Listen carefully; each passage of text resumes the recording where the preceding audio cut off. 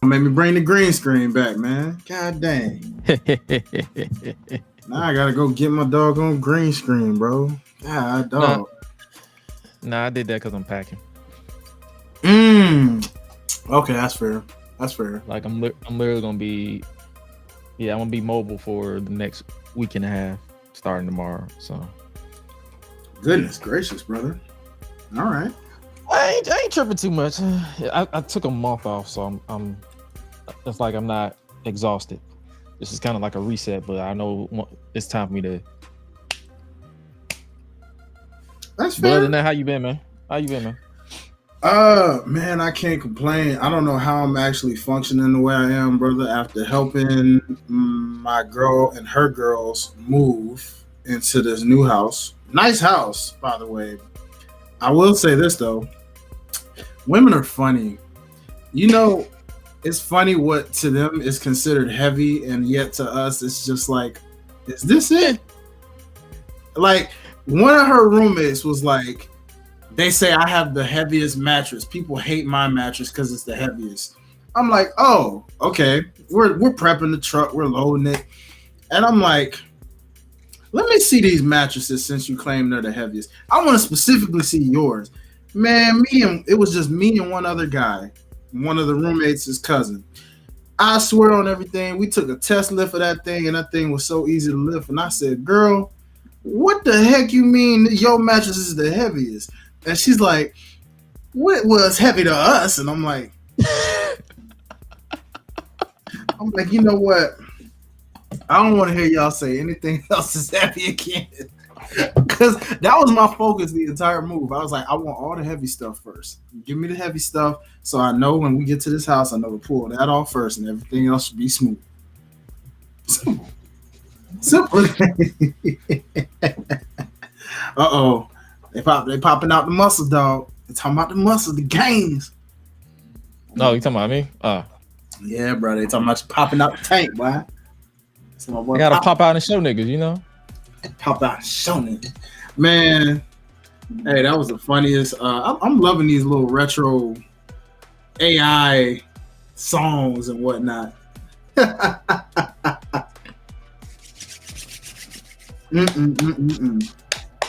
like we got a lot to talk about, so I guess we might as well go ahead and kill the AI song.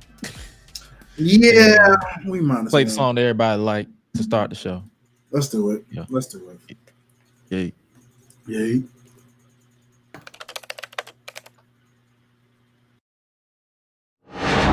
Oh yeah.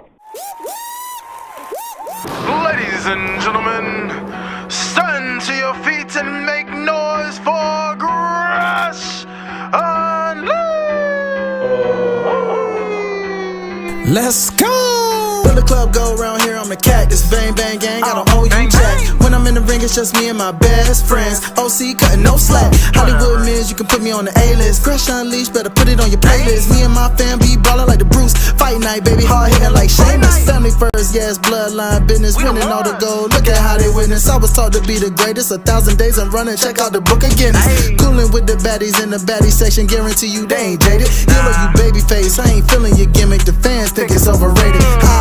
Brock Lesnar on the beast. Eat, sleep, flex, and repeat. Whole new swag with a price on the tag. Coming live from the west to the east.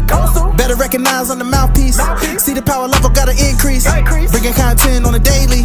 Feeling like GRESH Unleashed. Greetings and salutations, ladies and gentlemen, boys and girls, non-binary pals, baby mamas, baby daddies, and everybody in between. Welcome back to the GRESH Unleashed podcast. This is episode 75 of the show that brings you the good vibes to the best of our abilities.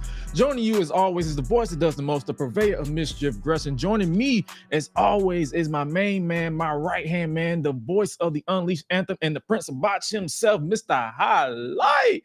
Real, still vibing and dancing to the song, but you already know what the deal is. What's good with your brother? Woo!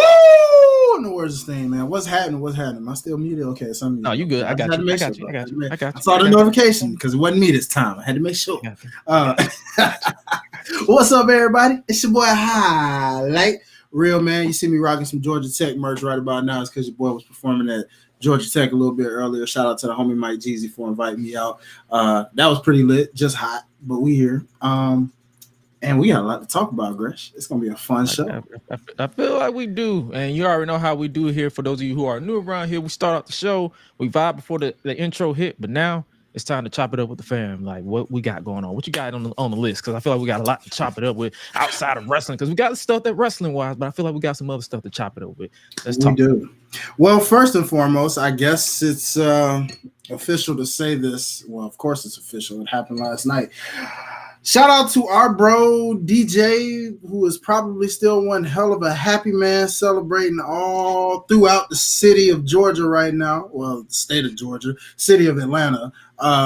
The Boston Celtics, ladies and gentlemen, have won their 18th, that's right, 18th all-time franchise championship. Lord Jesus, it is 2008 all over again. The last time I was a Celtics fan. I've been a free agent. I've been a free agent for a while. So, well, you know, I guess we can now say anything is possible. Shout out to Kevin Garnett, you know, for that whole shtick back then. I ain't gonna say I never thought I'd see this again, but I guess it was bound to happen eventually. It's just great. Now I got to deal with this and Lakers fans going back and forth again in the future, because now Lakers fans are gonna be salty because they won't get anywhere close to that for any time soon. Yeah, exactly.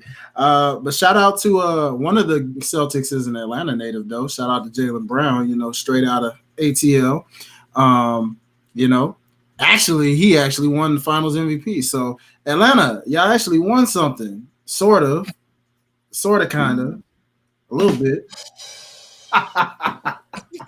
But yeah, that's all I really got, man. If you're a Celtics fan out there in the chat, Celtics fans, if you're present, I ain't gonna lie, that finals was kind of boring. It was. I didn't watch it, bro. I'm not gonna lie. And I'm a basketball fan. Don't get it twisted. I'm a basketball fan. But I checked out pretty much the majority of the playoffs, but specifically the finals, because I don't like gentlemen sweeps. I don't like sweeps. And I don't like mismatches. And that's exactly what that was. It was a whole mismatch. Like the first couple games told me, like, yeah, they're outmatched. This is not going to work. And I'm just like mad at Minnesota. Like, bro, you see why you should have got on your business? Like, Minnesota could have probably put up a better fight than that. But hey, man, shout out to the Mavericks. At least they got one. At least they didn't get hold out. So we're good. Facts. Because they could have got hold out with 4-0 in their home state. Like, I ain't gonna lie, I probably would have. You can tell that they gave them that win so they wouldn't get embarrassed in their home state. Facts. But at the same time, a guy like me would have liked to see them get hold out in their home state. Like, I like chaos. Yeah. It would have been chaotic for them to win in Dallas, but they chose to win at home, which I get. And they had Mercedes Moné there, so they couldn't win. They couldn't lose in front of the CEO. You know, when I saw that, I knew it. I knew Derek. You know, he's a ritual kind of guy, so he didn't want to say nothing until after the fact. But I knew the moment she pulled up, I said, "Yep, it's all but a give it." I mean, a champ can't show up in Boston and that would have been hilarious if they lost. I would have been like,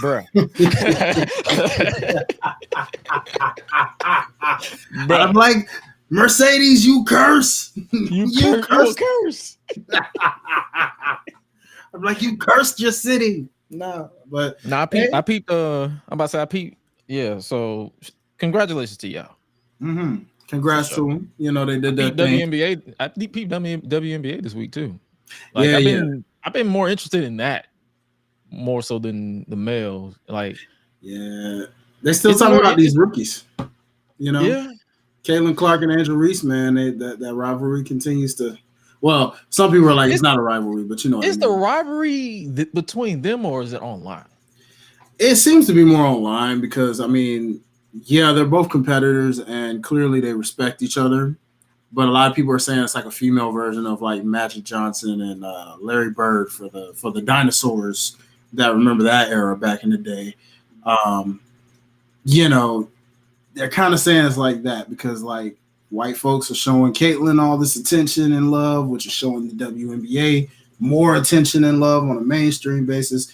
Meanwhile, Angel Reese is, you know, for the culture. She's voicing her opinions openly, letting you know, like, hey, this is what I'm about. This is what I am. I'm a competitor. Okay. Maybe not dinosaurs, but you know what I mean, man. You know what I mean. It was a while ago, okay? It was a while ago. Like, we talking like 80s, 70s, low key. You know what I'm saying? It's been a minute now. When VHSs was still a thing. Yeah, it's been a hot minute now, bro. Like, we in a Gen Z alpha generation now. Like, bro, they ain't gonna remember none of that. Like, they gonna remember it, but you know what I mean. But Clipped. What's clipped? yeah, what's clip, bro? Like, bro, they ain't gonna remember none of that. Like, they gonna remember it. Where'd it come from? Yeah, where did I'm like, do I have something on? Wait a minute, where's that coming from? Our faces are hilarious in that one, boy. I'm watching you. I'm like, it ain't me, brother. It ain't me. My boy said disrespectful. Hey, bro. 80s, sir. Of course. Okay, see? That still ain't no better. We in like 2024 now, man. Like, bro, come on. We a few decades out. Look. I don't care about them Gen Z. I respect it, brother. I respect it. It's the Donald Sterling. Nah, where is it? Hulu? It's on Hulu. Yeah. We're gonna check that out, and we'll do some free Wikipedia content on that joint because I've been meaning to check it out because I'm still trying to figure out why this even got a show. To be honest, it looks good, but I'm like, why? And Lawrence Fishburne of all people's playing Doc Rivers, and I find that hilarious because I'm like, that Negro show dude kind of look like him. They picked the perfect person, low key. I was like, wow, okay. Oh, it's on Hulu through FX. Oh, word. Okay. So yeah, we'll have to check that out and do some Freepedia content on that joint. So y'all make sure y'all following the Freepedia content channel on YouTube. You know what I'm saying? And we'll definitely give y'all our thoughts on that joint. Me and Gresh can get together and do some dual content on that joint. Maybe episode by episode. We'll figure it out. How many episodes is out right now? Good question. Normally, from what I hear about most shows these days, they're like 8 to 10 episodes, sometimes 12, I think, at max. But it's a TV miniseries. Yeah. It looks like only on Hulu. FX is clipped only on Hulu. It looks like it's probably ain't that many out, so we should be good. All right. If it's like more than 10, we'll probably do like 2 episodes per video, some shit. Maybe. Yeah. I think that. Okay, so this happened around the same time that Hulk Hogan was discovered to be calling people the N word. Oh, okay. People got exposed heavily around that time. That's the thing about it's like everybody getting exposed. It's just like, bro, just chill. Yeah, facts, bro. Anyways, man, I guess I can get into it with you, brother, because I did say we were gonna talk about this. I got some beef. Okay, it's 6 episodes out total, 4 out now, so it's 4 out now. It's gonna be 6 totals. Okay. Oh yeah, we can definitely review that. That'll be. Stay tuned, ladies and gentlemen. Freepedia boys, we're coming to you soon with the content on that. Ladies and gentlemen, a national holiday will be official in about an hour and a half from now, depending on what coast you're on. We're on the East Coast, so it ain't too far from us. Juneteenth, it's on the horizon. And as we know, you ain't got to go down the history of it. It's commercialized at this point, so you get it. You understand the importance of this holiday. So, black people, I got to ask, and I'm sure Gresh has the picture. If he wants to pull it up, he can pull it up. It is what it is. It's no pressure. But listen, why must we feel the need to celebrate through the form of twerking all the time? And why do we have to put iconic figures of all people? Oh my God. We've done this with Martin Luther King. We've done this with so many different people.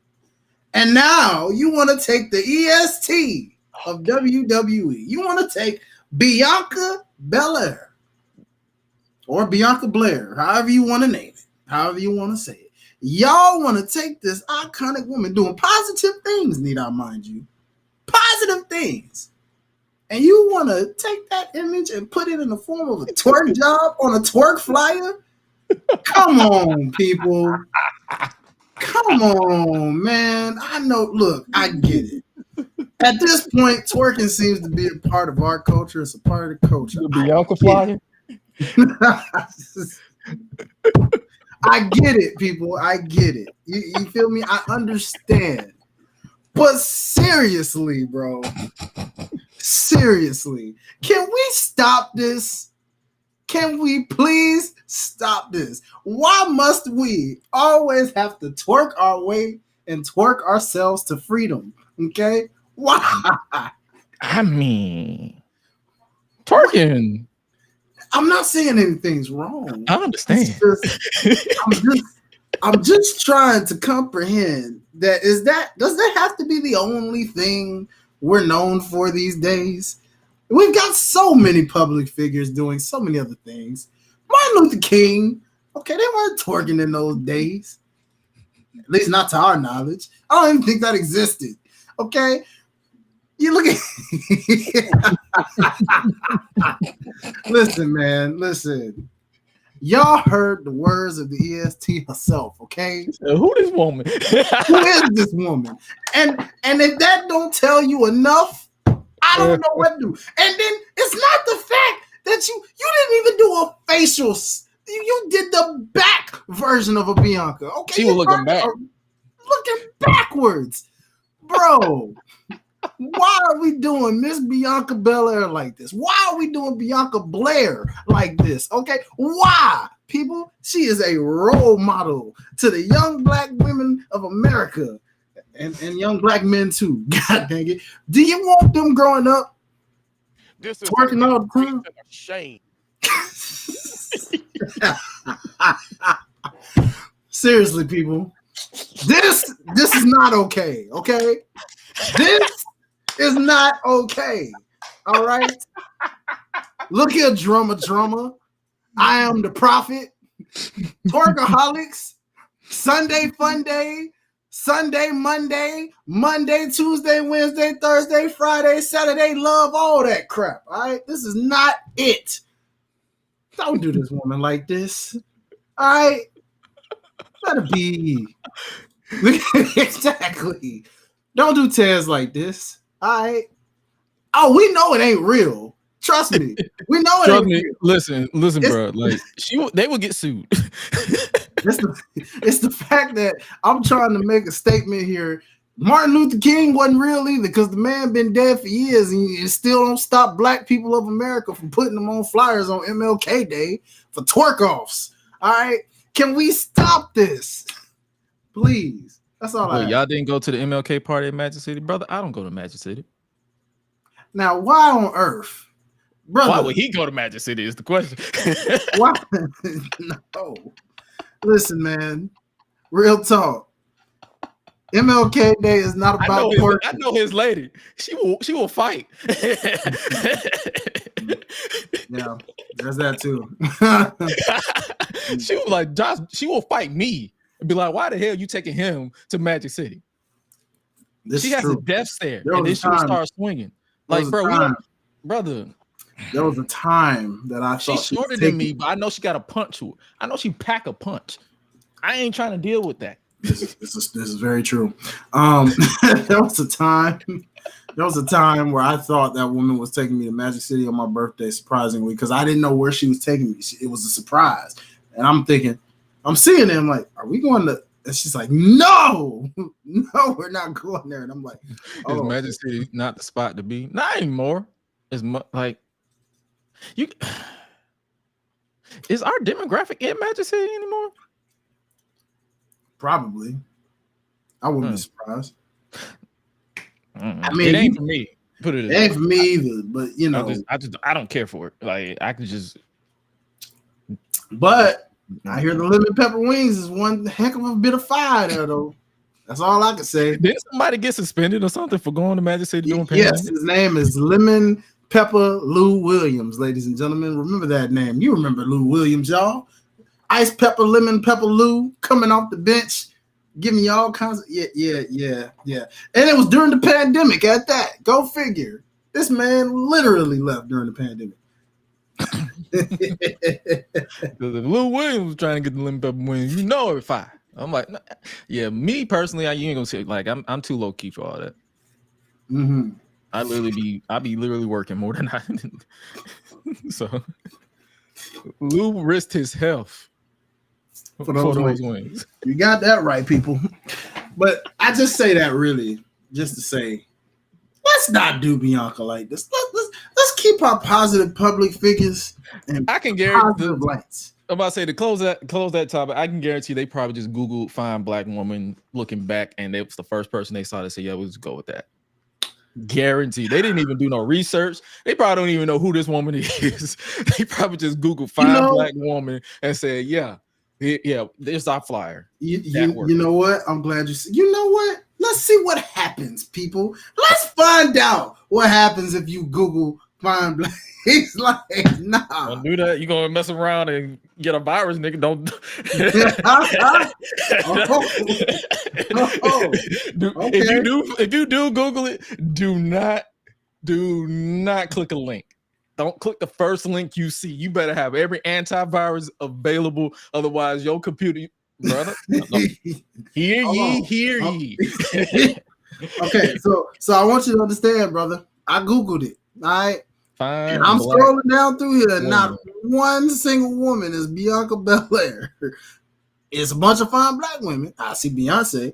It's a bunch of flying black women. I see Rihanna with her big forehead. I don't know none of these women, but they are beautiful, fine black women. Oh, so then never mind. So all I'm saying is, well, somebody knew, and they knew what they was doing. I'm just saying. I just started something. I should have let him. See. Forget I said that, people. Forget I said that. Never mind. Well, who is this? Oh, great. Why did I do it? Why did I do it? Dang it.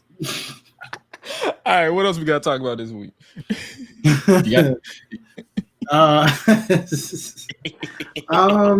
That's a good question, brother. I gotta see. What? I don't know. Oh, well, we're getting closer to our football season coming back, brother. We're getting. Oh, speaking of football season, no, I got something for you because I texted you about it earlier. Oh. Speaking of football, ladies and gentlemen, I want to talk about All-American for a brief, quick second. Now, hear me. To those who probably fell off from it or watched it on Netflix, whatever. Here we are in season 6, getting ready for a renewed season 7 at some point.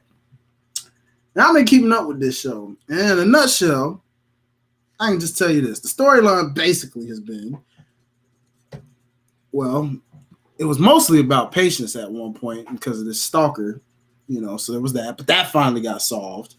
Took a while, but it finally got solved. The case behind that, because, old girl got money and she white, so, she was trying to get her way. Her parents were paying off previous victims, But luckily, Coop, being the lawyer that Coop is, found a way to get through it. But that's not really what I want to talk about.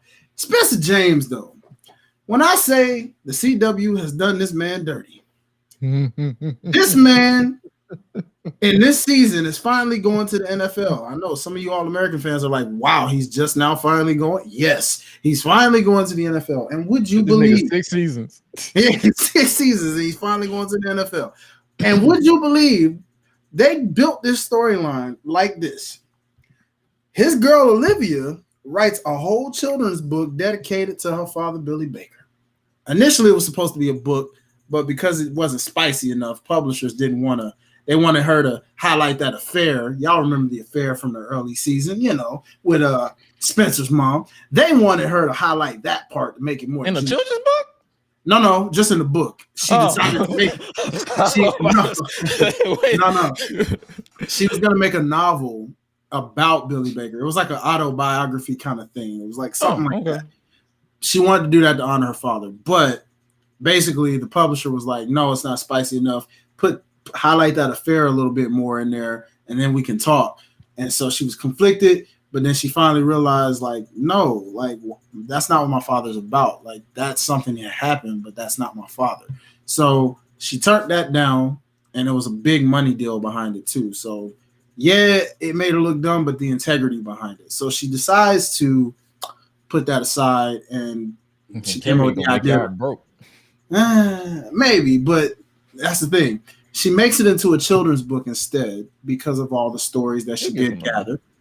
And she turns it into a series of children's books. So it's like different.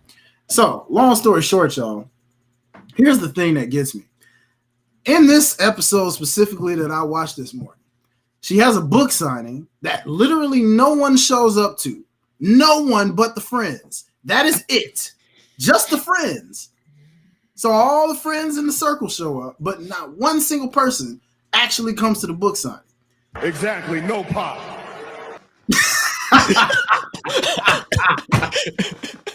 And if that makes nothing even worse, Spencer is there. He's showing up for his girl. He's got an agent because he's getting ready to go into the NFL now. What does the agent do? He decides, because, you know, he's on a whole schedule and he's supposed to be doing media stuff, getting ready for the draft. He's like, you know what I'm going to do? I'm going to bring a whole camera crew, because Spencer's like, oh, well, I can't just snap my fingers and make people show up. Literally, he snaps his finger and in comes a whole wide load of press.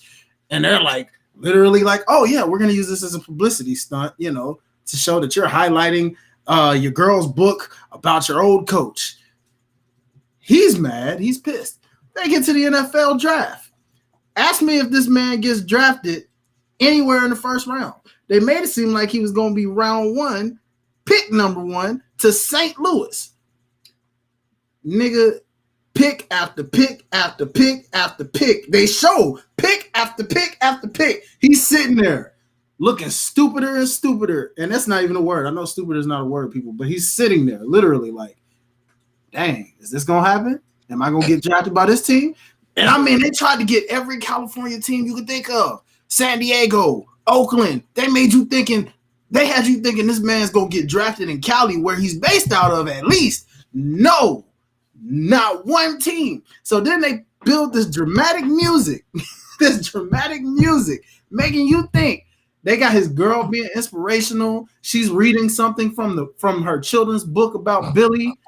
Quietly in the background, he's sitting there just watching teams and watching players get picked before him, other wide receivers, other quarterbacks, you name it. And like literally all the friends that are watching at home, they're like, come on, somebody, anybody, get Jordan. No. Man, it gets to the last pick in the last round. They do this dramatic wait. You know how All-American does.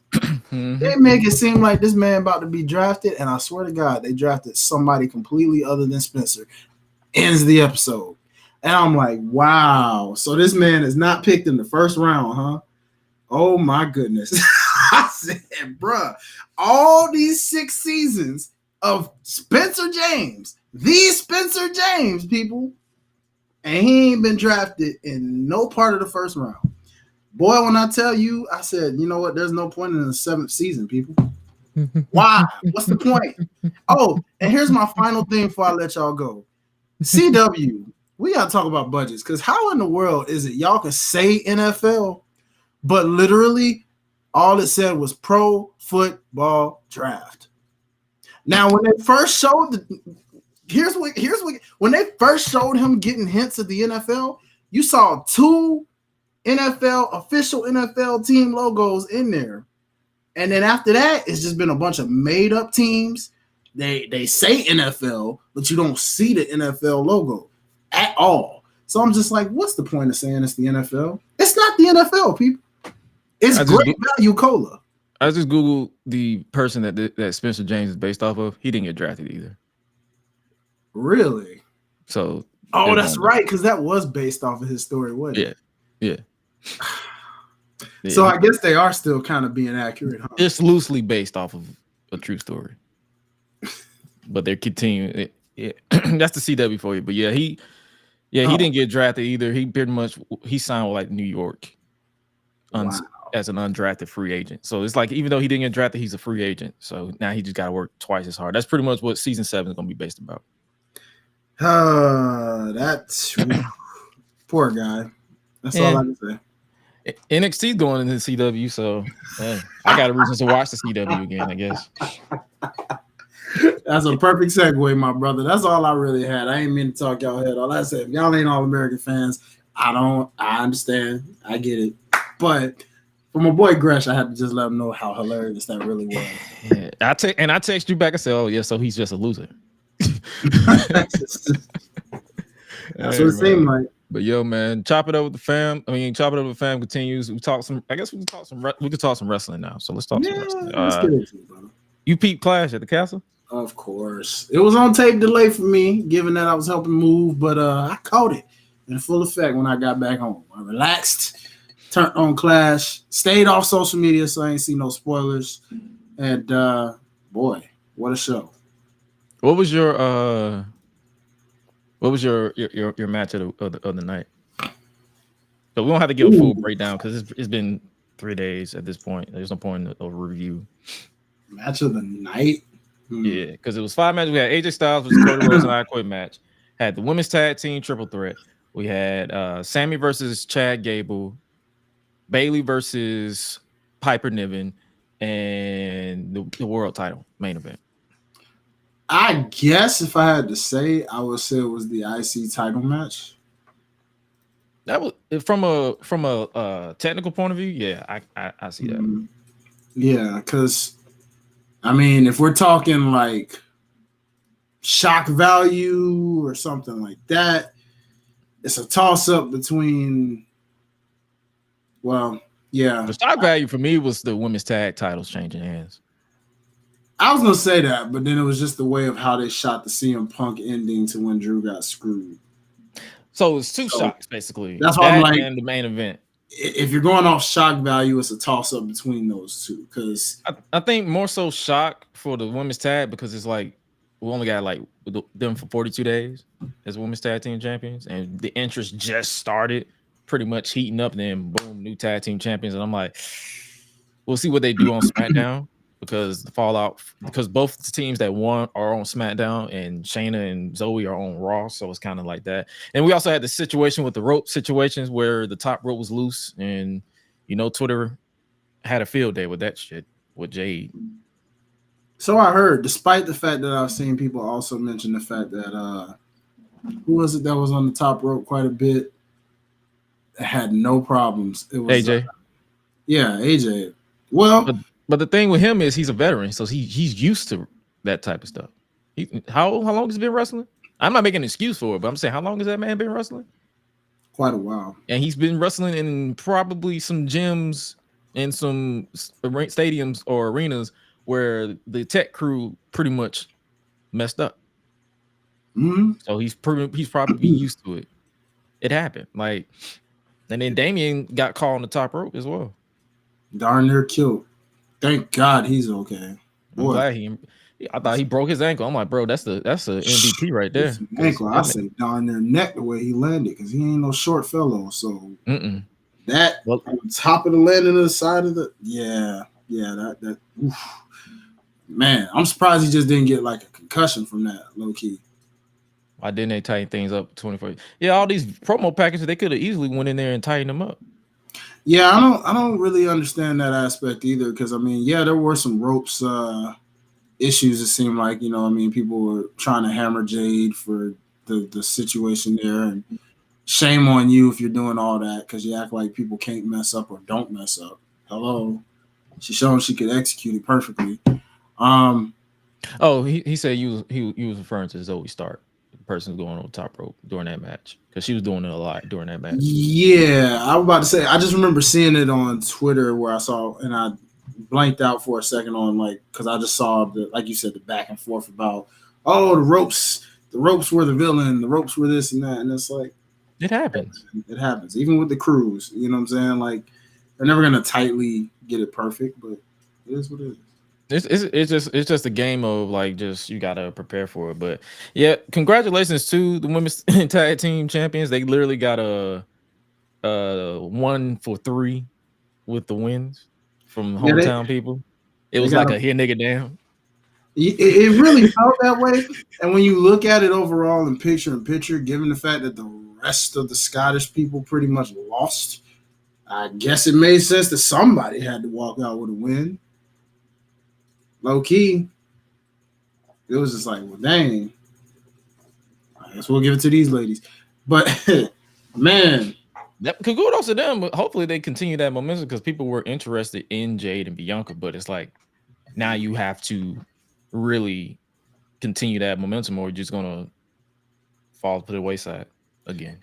And condolences to Alba. Condolences to Alba Fire for her losing her mom too. Yeah, it was like to go through that and have that moment was really cool to know. So shout out to that. I will say this though. I know people were talking about like the crowds. I'm not gonna lie to you. Sometimes they do take me out of it sometimes. Sometimes. But I'm not gonna lose my shit over it either because they're having fun. No, I definitely wouldn't either. I was just gonna say I enjoyed Cardiff better. Personally. Oh, for sure. Like I think Cardiff was the better crowd than Scotland, but that's not to say that Scotland was a bad crowd because obviously they did good. I feel like they did more chants. Yeah, Cardiff.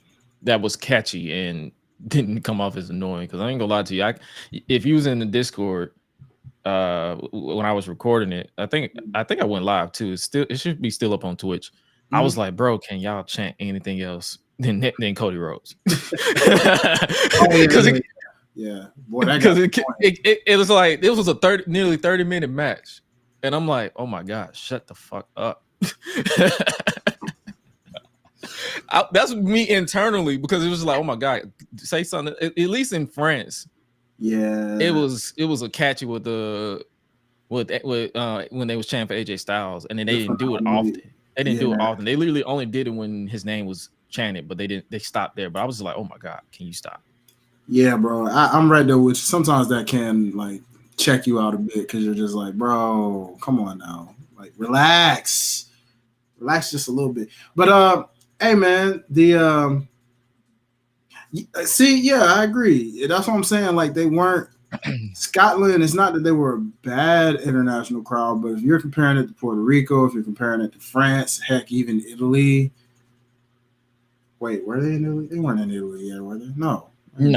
They're planning to go to Italy. They're planning to go to Italy. Yeah, it was in. So far, they was in from I guess since Triple H took over. They was in Cardiff, France, Backlash in Puerto Rico. I'm pretty sure Berlin's gonna be pretty crazy. That's in August, so that's probably gonna be crazy too. So they haven't really been. Australia. Yeah. Bash in Berlin that's the same place. Australia for Australia Elimination Chamber. They was kind of crazy too, but they wasn't too crazy either. Yeah, I thought they were pretty chill for the most part. Like they weren't. And I think Toronto's up next. Yeah, well, we know how they do. They've been doing that for years, so everybody knows Toronto is going to be Toronto. That they've called that Bizarro Land for a while and a reason. So best believe you're gonna see some chants and some cheers for people you wouldn't expect and be like, wow. You're probably gonna get a few what chants here and there. Maybe, but they put more sauce behind there as if they do that. You know what I'm saying? Like, but luckily it's a pay-per-view, so I doubt it'd be promos. They only do that during the fucking promos. Very true. Highly true. Unless they got some kind of filler promo. I hope not. Well, I think they don't do that as much. Have they done like filler segments since Triple H took over on non-WrestleMania shows? Not really, but every now and then, like with Saudi, I think they've done that here and there. They didn't do it with this last one. They just pretty much had the guy who was famous there be the guest ring announcer for that Cody versus Logan. I think that's it. I think they're trying to relax on that as much because remember that one SummerSlam we watched at the theater when they had a whole bunch of filler stuff, and I was like, "Oh my god, we were like, get to the point." Heck? Yes, bro. We were like, "Are we done?" No, okay. God, that still felt like the longest SummerSlam ever. I'll never forget that night. Wow. I mean, they may do a Grayson Waller effect, but that's more so they've been saving that for the international shows, I think, for the pay-per-views. Yeah, they did that for Elimination Chamber. They did, So that's what I'm saying. It depends. Like we'll see when we get there, but yeah. I'm gonna say this last thing though. The meter thing is a nice touch. I was actually. Do you think that's realistic? Because I was listening to some people that was like, they don't know if that's piped in or not. It probably isn't, but the mirage of it is kind of a good idea for this reason though. I was listening to Busted Open and I heard Bully Ray mention that would be cool to add, not just at pay-per-views, but on night to night shows, even because of the fact that now that we know they're internationally going to the B-level pay-per-views. Cool. Mm-hmm. So it measures, and they say, what if they did that on a regular basis, even at the Raws and SmackDowns that are in the U.S., all these different cities, to say a contest of who is the best city in the world? We know it ain't Lafayette. Oh, yeah, because everybody been trashing them, bro. Everybody was like, they were. And then what was that? That was from Friday night, right? Was that Friday Night SmackDown or was that last Monday? For what? For the when you mentioned Lafayette. Because it was a city they just trashed from, I think it was last Monday, where they were like that crowd. Oh, was it Corpus Christi? No, that was yesterday. Yeah, no, Corpus Christi was pretty loud, but it was whatever city they were in last Monday. Last week? Was it last Monday? Okay. Yeah, last Monday. I think it was last Monday because I doubt it was SmackDown. Yeah, because SmackDown was already overseas, and so it had to be last Monday. Yeah, whoever that crowd was, they were saying, man, they were trash. Oh, before the one before Clash. Yeah, they said that crowd was trash. I don't know where you used to say when you go to Raw results, they used to tell you where they were, but oh man, they don't tell us that no more. They need to tell us now, man, because we need to know what cities is popping versus which ones ain't, because that's determinant. But like he said, I kind of like that idea because it's like they say that concerts they do that a lot. You know what I'm saying? Where like, and that's true because I've witnessed it where an artist will be like doing the same set, right, that they do, but it's a certain part of their set where they'll be like, hey, I was just in Los Angeles and they went crazy on this joint, so here I am in Atlanta. I want to see how they do it in the A. Can y'all Toledo? It was in Toledo, Ohio. That's who they were trashing. You know what I'm saying? Sorry, Toledo, if you're from there. Hey, bro, you know how it is. But like, imagine each WWE city that they go to, they're putting city versus city. You know what I'm saying? Like, hey, can Atlanta outdo Savannah? Can Atlanta outdo Cleveland? Can freaking New York outdo Philly? You know, that kind of thing, right? Like, imagine some of these cities competing against each other. You know what I'm saying? And being like, oh, we louder. Kind of cool. Just something to be interactive, like just for the crowd. Like, we're not talking about social media because social media doesn't mean shit. We talking about like actual, like if you go into these shows and actually paying to go to these shows. So yeah, it's something fun. Like, I'm cool. I'm down with it.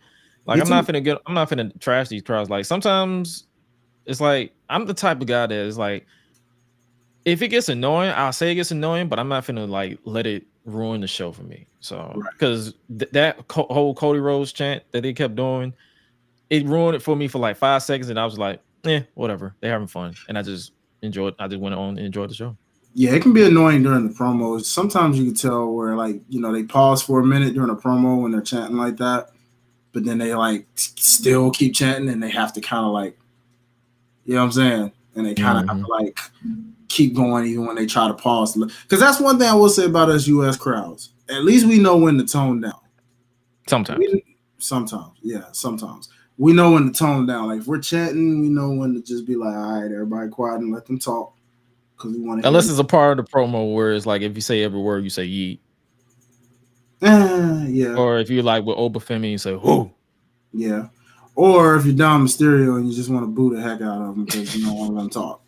Either or, we know when most times to kind of just like tone it down most times. But yeah, we'll see what happens, man. If they do decide to do that meter thing, city to city, that would be kind of cool to see what city's louder than the other. You know what I'm saying? So hopefully they come to Atlanta soon. I don't care if it's a pay-per-view or something. Oh, speaking of Atlanta, I'm glad you mentioned that. That's a nice little transition. You hear about them possibly bring back Bad Blood? Ooh, no. So according to PW Insider, for those of you who are online, WWE is looking to hold Bad Blood on Saturday, October 4th, 2024, the anniversary of Shawn Michaels versus The Undertaker, the first Hell in a Cell. Ooh, okay. And they are looking at State Farm Arena here in Atlanta. So say freaking less, bro. So that's what I'm saying. I'm like, it's not WrestleMania. We're still pushing for WrestleMania to come back here, motherfuckers. WrestleMania, SummerSlam, Survivor Series, one of them big four is goddamn. But you know what? That's a start. Because if we can get that and we can prove it, they gonna come. And so it's gonna be on it's a Saturday out it's not gonna be cold yet. It's gonna be kind of like warm, unless we have a late summer. Which so we do. That's usually a given. Yeah, it's October. It's like the beginning of October. So it's still first off that September wave. So, hey man, I'm down. Me too, brother. Hey, I saw someone online say like Bad Blood would be a good place if they do that Civil War instead of having Survivor Series. If they don't want to wait to Survivor Series, they can use that for Bloodline, Bad Blood. Quick question about that, by the way. Speaking of Civil War, are you over the War Games thing? Because some people have been debating on if they're over it per se. Because we get it both in AEW and WWE, and sometimes on the indies. Yeah, like, are you kind of like they should take a break and go back to the traditional style with the like elimination style tag matches for a minute and save it for like kind of save it like Hell in a Cell, where it's so people are just over it because they don't want it to be kind of like the same concept. Because I feel like the first year warranted it with the Bloodline versus people who they've been beating up, but then last year it was kind of like okay. Yeah, right. Yeah, you were like, all due respect to the Judgment Day, and CM Punk took away from that moment.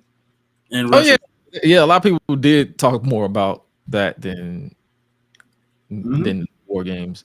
I actually saw it on YouTube. I was like, oh yeah, this match was pretty solid. Yeah, I remember how solid. Yeah, it was a solid match. It's just as soon as you heard that, it was just like, oh, forget about them. Punk's here. When you look at the online reaction, nobody talked about that match. They just talked about Punk being back.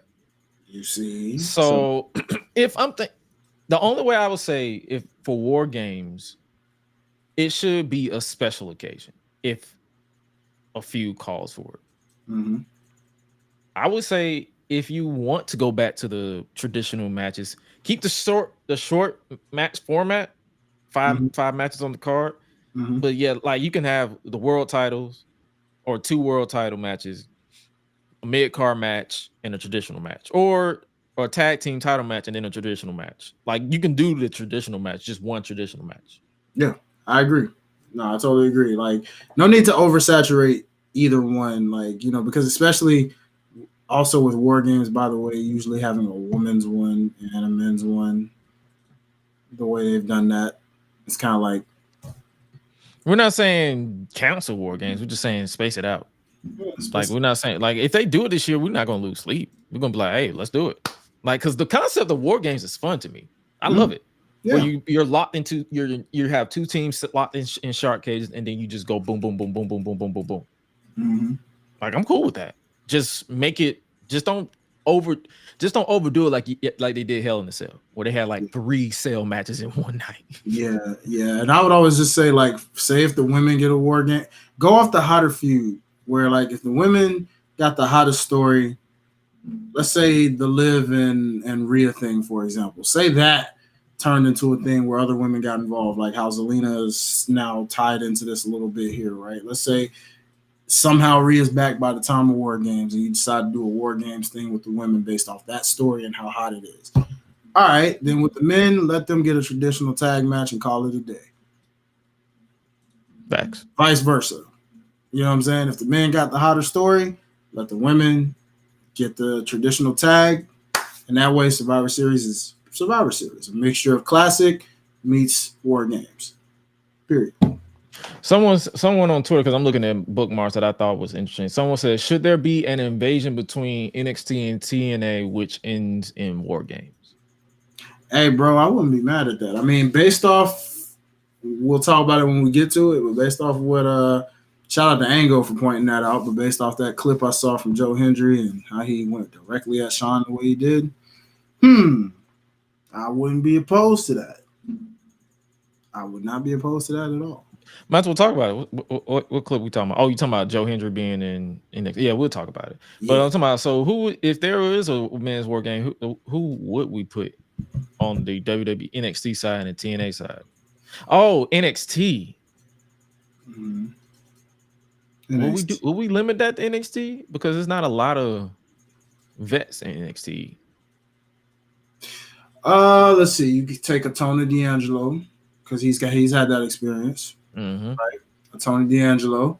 Wesley's experienced enough to do it if he wanted to do it. Yeah. Let's see. Obviously, Trick can do it if he's not called up by that point. That is, but he can do it. And then the fourth. Well, how many? It's 4 or 5? It's 5, right? Or it could 4? be up to 5. You could do 4. Like, okay. I think if you go based off of WCW history, they've done 4. They rotated between 4 and 5. So or they can go like the first NXT. Remember when they had triple threat? They had 3-3-3.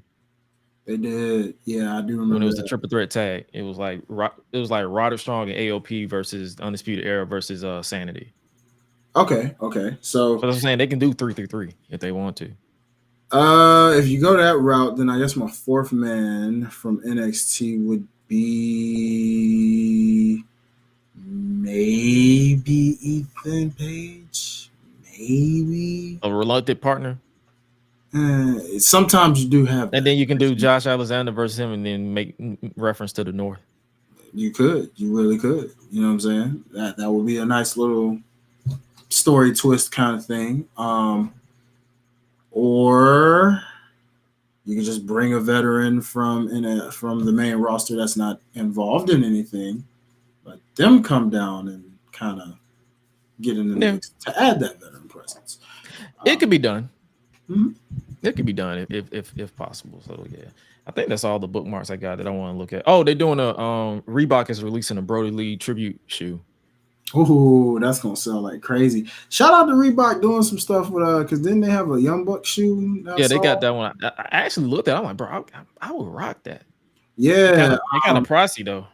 They claimed it sold out or something. Yeah, they from the release. Let me look at it. I'm sure you can find it on StockX, but it's like $160. That ain't too bad for Reeboks. That ain't too bad. I mean, when you said pricey, I'm thinking you think like 200, 220 or something, because sometimes some Reeboks. Unless you go with the restock, so people buy them and then sell them. Like one I see for like 205. Yeah, see, that's when Restock and StockX and all of them try to because they upselling. You know what I'm saying? They trying to get that StockX GOAT like 190. So like they charge you back. You're basically paying for the shipping and handling basically. Mm-hmm. Yeah, or trying to get that extra dollar for the fact that you bought it. You know what I'm saying? Get your little extra change. But we're gonna have to see if we can cop some of these little exclusive. I like that they're doing these. So I guess does that mean WWE is late to the party with the whole whole shoe game? Yeah, because if the Bucks, that means they technically would be the first, wouldn't they? Didn't they tease a Jordan Bloodline? They did. Shoe that got canceled.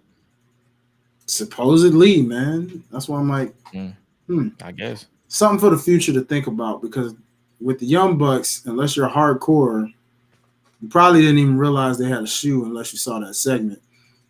Yeah. If Roman gets a shoe deal, though, everybody's gonna know about it. Oh yeah, because they're gonna make it a big deal. They're gonna plug it every chance they get.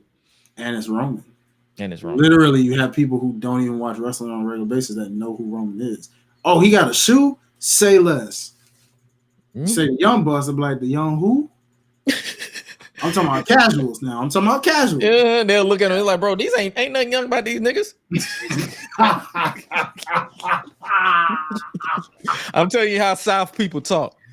Before y'all get all offended for me saying that, I'm talking about how the people in the South, they be like, ain't nothing young about these young bucks. Mm-hmm. Ain't nothing young about these bucks. That sound about right, brother. Ain't that boy right there headline receipting? There you talking about young. Trying to tell you. Come to the South in Atlanta. I'm trying to tell you. Come to East Atlanta or West Atlanta. I'm trying to tell you. Mm-hmm. That's how country our asses are. So come to the M. We just a country, and we're gonna flame a ninja real heavy. Oh man. Hey, nigga. Oh man. Oh, Crayola Crown head, nigga. What's up, man? Speaking of AEW, what we're gonna what you want to talk about? Like anything interest you this week? Mm. I know Swerve and Will Ospreay, their promo was kind of heat for me. Yeah, like their face to face. Like they had a like I think Swerve had a promo at the top of the show, cut a promo over as usual. Young Bucks interrupted, so they're pretty much teasing them. They pretty much announced a Blood and Guts. Speaking of War Games, they're doing the Blood and Guts next month, so we're getting that. I think it's gonna be Team Elite versus probably Team AEW again. Mm-hmm. And likely Swerve will be involved in this one this time. So that's pretty much what it is. Pretty much everybody from the Anarchy Arena minus probably a couple of people. And then it's going to be Blood and Guts again. Will Ospreay grabbed Swerve's belt kind of and when they went face to face, and he was like, bro, if it was anybody else, if you lucky you my friend, because anybody else, I'll put you in the grave for doing that. I'm like, and the way he cut that promo, like the crowd in the arena didn't hear it. They just heard his music. Because they just played top. They pretty much played Swerve When I Drive. I mean, Big Pressure. I don't know why I said Swerve When I Drive, but Big Pressure. And and then he was like, he's literally whispering in his man's ear like, yo, if it was anybody else, you lucky we friends because I will put you in the grave. I'm like, well, shit. Let's go. And they've been building up Bruce and MJF. They're gonna be facing next week. I mean, well, not next week, tomorrow. Yeah, that's an interesting one in terms of I'm not interested in it, but it's interesting how they're making it try to make you interested in it. You know what I mean? So yeah, they gave us the whole WWE Games backstage brawl type gimmick. Yeah, man. I kind of have a little bit of a confession to make, brother. You barely watching. It's okay. No. I've been watching, but you know what? Talk your talk, OG. I may get crucified for this just a bit, but you know what? Who gives a fuck about these niggas? Well, it's my show. You may crucify me a bit. That's why I say even you, my friend, you may crucify me for this. I'm kind of understanding this learning tree thing all of a sudden now. It's actually making sense now. It's something about Jericho and what he's doing that's making it hilarious.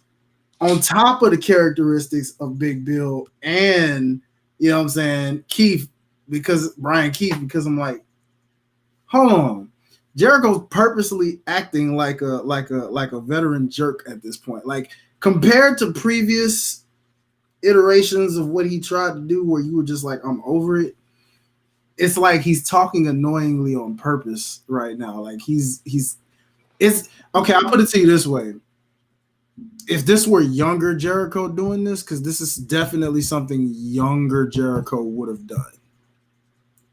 And so what I'm saying is, like, if you really sit and look at what Jericho's doing, you may be sick of it right now because of the fact that, you know, obviously, like I said, we're a bit tired of Jericho. So don't get it twisted when I say, like, yo, I just want him to stop yelling so loud. Right. But hear me out. Because the way he did Private Party when he was just like, when he's just like, guys, you're not even climbing the top rope properly.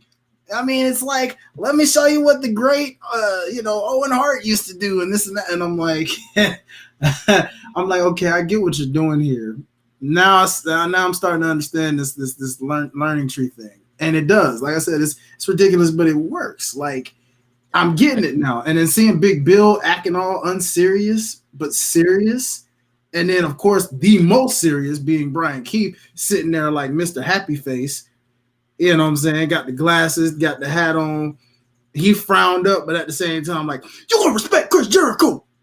You're gonna teach that baby to respect Chris Jericho. Yeah, and he says it in the most Ice Cube tone ever. Exactly. So it's like, I ain't gonna lie, I'm actually kind of liking the learning tree a little bit here. Like I'm compared to anything of the past, I'm kind of understanding this now. Where I'm like, at first, I don't know if it was just because of the hook thing, but it's like since they separated from that. Oh yeah, It's like the funny thing about me is I said this thing with Jericho is entertaining to someone, and the people assume that I immediately hate it. It's just more so it's like it's not moving me to be like, yo, this is the greatest shit I've ever seen. It's just like it works for him. It's to Chris Jericho learning tree is like Ridge Holland to me. it works for somebody. I just don't care. And that's a fair statement, bro. Like, and I would never not say that because I can agree and see that point. I'm just realizing now that it's I don't know. I'm like he said finally like I'm just saying like looking at him and hearing him and like how he's obnoxiously acting with it's like he changes his tone for a minute. Like, hey guys, who wants to have some more TV time? Like it's reminding me. You know who he talks like? He talks like a PBS Kids character, like Big Comfy Couch. Yes, and it's like giving me that. It's like a child TV show. Like he's talking to you like a toddler. Yes, and it's giving me that vibe, and so that's why I'm kind of understanding it, where I'm actually finding this more funny. But anything from the past, Inner Circle, Jericho Appreciation, all that was trash to me. Pun intended. Like I tried to give Inner Circle a chance because that was early AEW, and we're like, all right, let's see where this goes. Hated the name. New company, try to hear it out, see what you got. But yeah, hated the name, hated the T-shirt even worse. It went off of Jericho's theme that they overplayed, and and then Jericho Appreciation Society overplayed it even more to where you really got tired of it. So it was just like those iterations I can't get behind. But this one, slowly but surely, I'm kind of seeing the fruits of like, okay, this might be memorable a little bit, but we'll see. We'll keep going. I'm not mad at it. It's just like I'm like, and that's another thing about it too. It's like people expect me to be like, oh my god, this like if you follow me on social media, I barely tweet about it anymore because I'm like, I just don't care. I don't care enough to type my thoughts out and just press. I just be like, I don't give a fuck. But at the same time, I understand exactly where you're going. Like you explaining like that is pretty much we have the same mindset. It's like, oh, this is what they're going for. Yeah. And that's like I say, my stance remains the same. It works for somebody, me personally, and I'm good. And I do. That's what I do with wrestling now. It's like if it doesn't work for me, I'm not going to tweet my displeasure. I'm just going to be like, oh, okay, that happened. Yeah, and that's really all you can do, bro. Because I'm the same case. I mean, if it's something that don't do it for me, I'm the same way. Because I'm trying to think if it was anything else from that particular week that stood out to me. Oh, did you peep Thunder Rosa versus Deonna Purrazzo? Yes, because I was gonna say that Collision stood out to me more than Dynamite did. It's a year, bro. It's wild how that show started off as the CM Punk show and Friends. It's lost steam, but yet they still seem to book it better than they do Dynamite, and that's what's so weird. Yeah, they booked the show that a lot of people less likely will watch because a lot of people are out on a Saturday night. For sure. Yeah. Not to mention when pay-per-views from WWE are on, we're not really exactly watching Collision because we're going to watch that pay-per-view. But yet when you look at the highlights and you say, oh, whoa, this match happened, you're like, yo, that was wild. What would you consider your hidden gem for 1 year Collision? Because for me, it would be the Bryan Danielson versus Ricky Starks match. That was a good match. And a lot of the street fights that the women had. Pretty much Willow, Chris, all of them versus anybody stood out immediately from that promo package. I was gonna say the same for the most part. Is that it's basically been anything the women did in front and like in a stipulation street fight kind of way, or the Bryan Danielson and Ricky Starks, and then the CM Punk Ricky Starks feud in general, because that made real good television. You know what I mean? Even though it didn't have a payoff, but because he got fired, but yeah, it still made for entertaining television. Like Swerve and because that was a little more recent too. Swerve and Claudio when they had that title match, that was actually pretty good too. The Bryan Danielson versus Ricky Starks, the CMFTR 6-man tag, Rico versus Bryan Danielson. Okay, take a zero. Nice. Okay, Bryan Danielson versus Shibata is one of my Collision highlights. Okay. Right. Shout out to you, Collision watchers. All right, I see you. That's what I'm saying. There's a lot of that's what I'm saying. When I looked at the page, all I could tweet was like, bro, Collision has a lot of gems.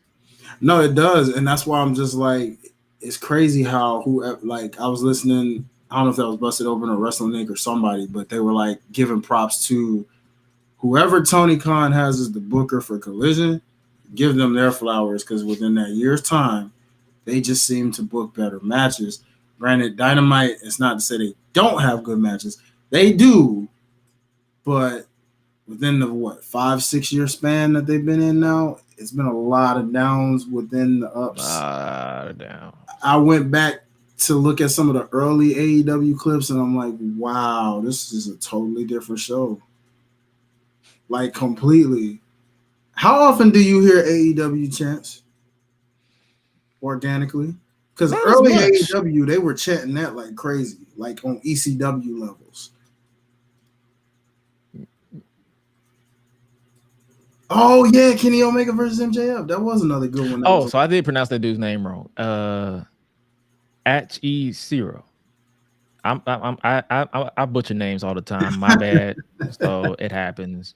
Yeah, Kenny Omega versus MJF. That was when MJF broke Kenny's record to be the longest reigning world champion. That was a good match. Like really good. Like this was I think this was right before Kenny went down. But yeah, this was there's a lot of good matches with Collision. So, yeah, man. Yeah, we definitely had to give that flowers to that. Like, yeah, for those who don't know, yeah, we do love AEW over here. It's just like we're not pro one company. We talk about everything. Yeah, pretty much. Does that LA Knight versus Logan Paul feud interest you? He did another home invasion on SmackDown. I caught highlights of it. I didn't watch it live.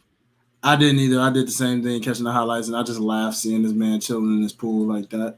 I just said that's so LA Knight. That is a very LA Knight thing to do. How this man can get in people's houses and homes? What's up with y'all's security is what I want to know. AJ, you didn't have anybody at your door when this man just randomly pulled up like that? Y'all ain't got like you know how gated communities have like the whole security thing? Y'all need to fire them. Logan, you in Puerto Rico, my guy. I know you got top flight security, my ninja. What the heck, bro? Like, you come in, that's the first thing you say. Who let this man in my house? Hey, who told you to come in? I was like, bro. He's like, oh, hey, yeah, thanks for the swim, buddy. Yeah. The U.S. title with you. Yeah. Oh my God. This is so you think that's gonna be Money in the Bank?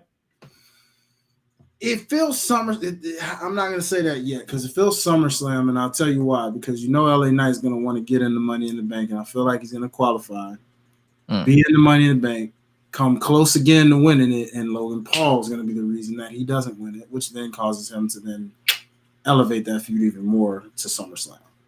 That's my guess. Hey man, I'm interested. So it's like I just thought that was funny. Oh, I think one other thing for SmackDown before I go back to the comments. They're continuing to tease Austin Theory a babyface turn. Does that interest you? As much as most people online, a babyface Austin Theory? It certainly does not. Not gonna hold you. I have seen where and it's interesting to me because I'm like, why would you do this while they're the tag team champions? I don't understand that, but I'm like, okay. So what you're saying is the moment a team beats them for those titles, they're gonna split. Gotcha. So inevitably, it's basically going back to what I said a couple of weeks ago. They need something with the tag team division to give them more depth because they're holding on for dear life across all companies, AEW, WWE, and TNA. Yeah, they're all NXT too, I guess, because they're sort of teasing Axiom getting mad at Nathan Frazier for not being focused. Yeah, these tag team. What's going on with our tag team division these days across the board? I don't get it, man. And it's like the good tag teams decided they wanted to split off because they wanted to have singles careers. Yeah. But you're known for your tag team, bro. I mean, I can't knock it. I get it. I understand. All the good tag teams, man. But yeah, I just had to get our thoughts on that. So basically, we were on the same thing. Austin Theory as a babyface does not move me, but at the same time, if it happens, it is what it is. Oh yeah, I forgot all about TNA Against All Odds. Did you watch that? Of course. Well, highlights of it anyway. And Jeffrey Nero Hardy is back in TNA. Yeah, was there any doubt that would happen? I mean, once we saw Matt Dibble and Dabble in there, you knew, okay, well, for sure. Cam on YouTube said, why are you going to pop for Jeff every time but want Matt to go home? Have you seen Matt Hardy walk? That brother is struggling. I'm not the only one that want him to go home. His hips want him to go home. He is tired. His hips are tired of him walking to that ring. I am going to stay silent because Reppy just followed me, and I am not losing that follow. So, ladies and gentlemen, shout out to the Hardy family. Make sure you go stream Hardy Boys. It is on all streaming platforms by your boy Highlight Reel. If you haven't heard it, add it to your playlist. Hardy Boys for life, baby. Compound. Thank you. And in short, first of all, I'm a hater. Oh man, I cannot wait for that. I can't wait for that tournament. But not. Oh yeah, the Owen tournament. Yeah, thoughts on that? I'm excited, man. I still want to see these brackets, how they turn out. I mean, we know some participants, but I want to see these brackets. Oh yeah, that's the same with me. Yeah, this thing is crazy. But yeah. Against All Odds was solid. I watched it live. It was another solid show. Jeff Hardy, that's the thing. I can never hate Jeff Hardy. I'm like you, brother. I mean, honestly, I can never hate either Hardy. Just because I can get disappointed in his actions doesn't mean I'm like, bro, I'm no longer a fan of yours. I'm like, bro, shit happens. But it's just something about Jeff Hardy. It's like, bro, I'll never stop popping you. But it is on some real shit. It is time for them to hang it up. Yeah, I think they're just trying to do it on like their actual terms. What it feels like to me is that they'll do this TNA run because TNA seems to give them the most creative abilities, and it helps TNA, believe it or not, when they do it. And then I think at some point, this is how we'll know that they actually retire. Like for real. Mm-hmm. They're going to come back to WWE for that Hall of Fame, because we know that Hardy's definitely locked Hall of Famers. So as soon as you see WrestleMania week, hey, this just in, the Hardy Boys are inductees into the WWE Hall of Fame. That will tell you, okay, they're officially retiring. Because that's that. But then again, that doesn't say anything because Rey Mysterio's in the Hall of Fame and he's still going full throttle. Yeah, he's a different scenario, my guy. Granted, he's not too far off from retiring either because he made it known. He's the LeBron James of it. He set his milestone. He said at this specific age, I am retiring. I believe he said 50. I do believe he said it was 50. So pretty much this is going to be his last year. He's getting close. Yeah, Mysterio. He's 49 now. So whenever his next birthday, I wouldn't be surprised once he turned 50, he'd be like, all right, this is my last year. Yeah, because he ain't too far from. I remember they said he had a specific cap. Man. Me saying someone should retire isn't me saying like they're washed or I'm not the type of guy that's going to pop. I'm just looking at how you walk and I'll be like, bruh, go home. Listen to your body, people. Your body will thank you. That's for sure. I'm like, I'll be looking. I'm like, because I ain't gonna lie to you. If I get to the point where I'm started like limping, I'm gonna cut back on my weights at the gym. But so far, I'm good. So, because I'm going to the chiropractor once a month. Probably gonna do twice a month by the end of the year. But I'm going to the chiropractor to get readjusted to make sure my body is good. So it's like I'm listening to my body. So far, my body telling me I'm good to go. I'm good to travel. I'm good to do all this. So. That's all I'm saying. I'm not telling y'all to just like these niggas suck. I'm just saying like, listen to your body, relax. 100%. 100%. What else we got? What else we got on the bracket? Oh, let's talk about some Raw, some Monday Night Raw. Seth freaking Rollins is back. Speaking about stem cells, that brother popped up on Raw. Wow, that's all I can say. The moment that music hit, I was like, oh, hold on, am I tripping? Is somebody trolling? And I'm like, nah, this fool is actually here. Wow. He grew that hair back really quickly, though. I don't think he cut it. He probably just had it like in a top bun and a hat on, and people just thought he was bald. He trimmed it. He trimmed the beard though. He did. Nah, he did do that. Nice little trim there. Trims there. They pretty much used this to set up. He's basically Seth Rollins was being held together by duct tape and prayers at WrestleMania. You think he took that same trip that Big E and MVP took with the stem cell therapy? Yeah, possibly. It's quite possible. Shout out to MVP actually updating people that he's about 80%. He's actually feeling quite healthy right about now. No pain, pain-free. So he's a step closer to giving you that final retirement run. You know what I'm saying? He said he probably had that hat on the hat like a monorail salesman from The Simpsons. Probably. I mean, who knows? You know what I'm saying? I wouldn't be surprised, but I mean, it's a good look to see him back. And I mean, people saying what they're saying about Priest's title run, I don't think it's too bad, personally. I'm enjoying it. Like, I'm not finna sit here and act like it's the best title reign in the world. Like, he's only been champion since WrestleMania, so that's 2 months. Mm-hmm. And it's June. Like, bro, what do you expect this man to be doing? Like, I think he's gotten better on the mic. From time to time, yeah, he still stumbles a little bit here and there, but he feels more confident when he talks. He sounds like 3 different people sometimes when he talks. Nah, that can be true. He sound like a hood nigga and an angry father at the same time. And a whole Puerto Rican. Mm-hmm. Puerto Rican, especially that backstage promo in the segment where Dom was trying to get his vest because they still doing the Liv Morgan thing.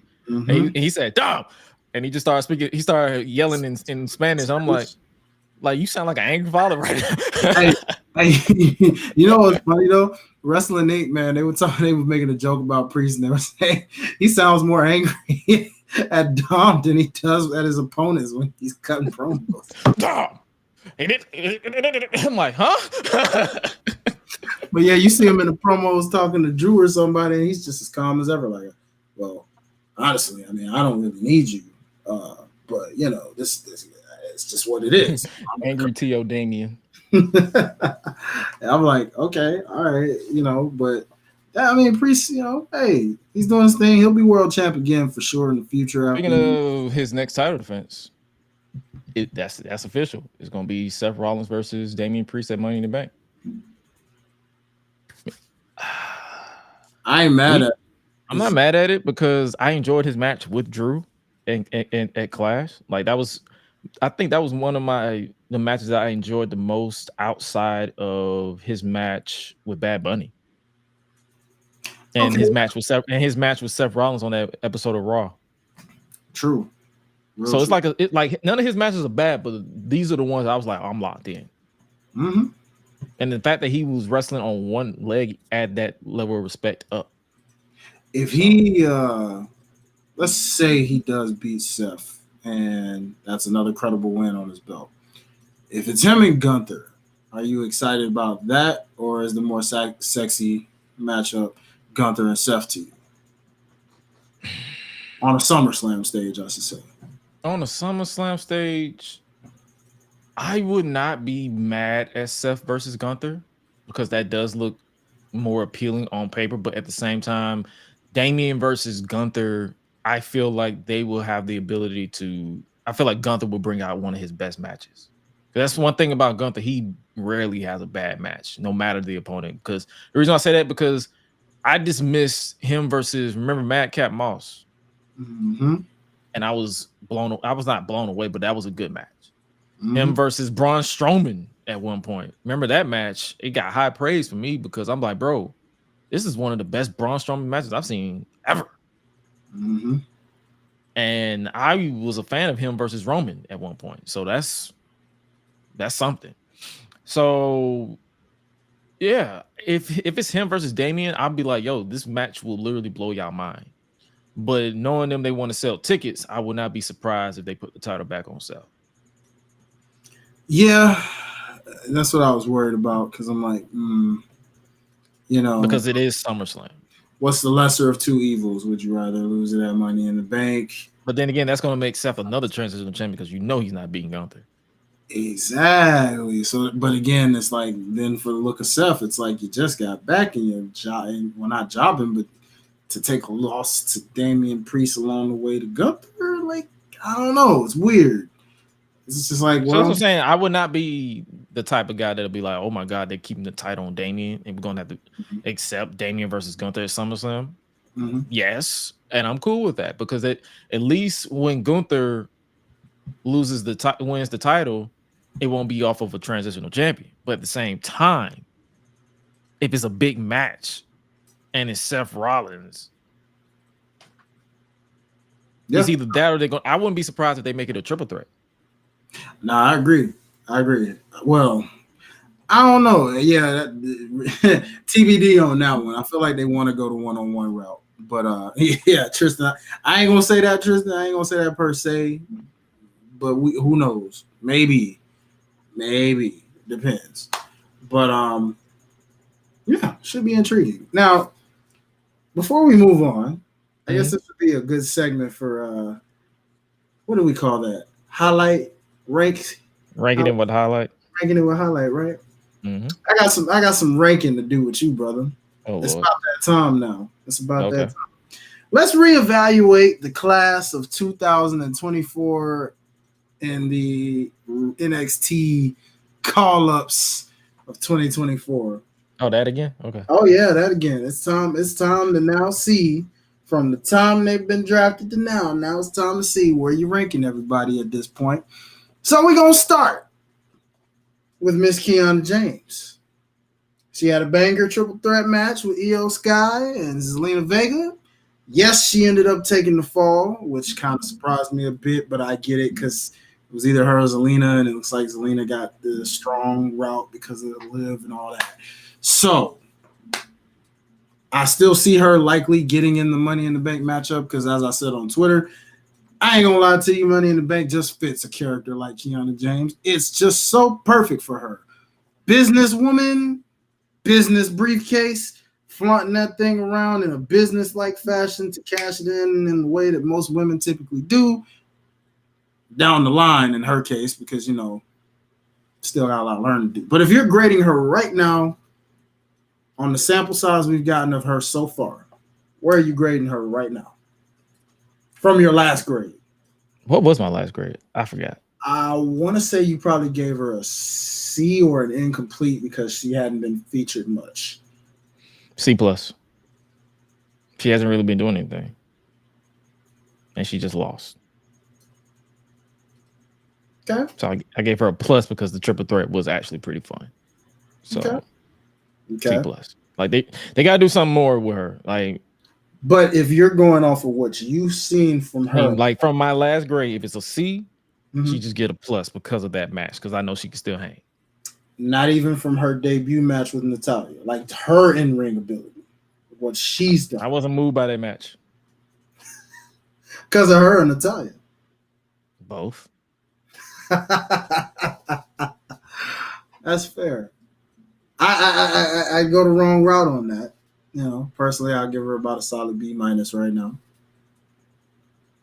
But everybody else has made their presence felt except for her. I think you're starting to see that now. Yeah, hence why I said this Money in the Bank. She's going to be in it. Oh, because you think they're gonna do a last chance? Oh, they are definitely doing it, and she will find her way in it because that's her character. That's exactly what she does, and she's going to find a way to get that win to get in there. See, my point is exactly. That's exactly what I give her, about a solid B right now, off the sample size. Yeah, that's what I'm saying. I just gave her a C+ because it's like I wasn't moved by the first match, so it's not too shabby. Understandable. So let's see. Let's go to Ilya Dragunov, sir. I know this is an interesting one. I think I gave him a B last time. I want to say you did. Where are you at as of right now? It's the same. About a B still? Mm-hmm. Like he's good. He's in a good spot. But right now, I think after that loss to Braun Breaker, they're pretty much, I don't know what they're doing with him now.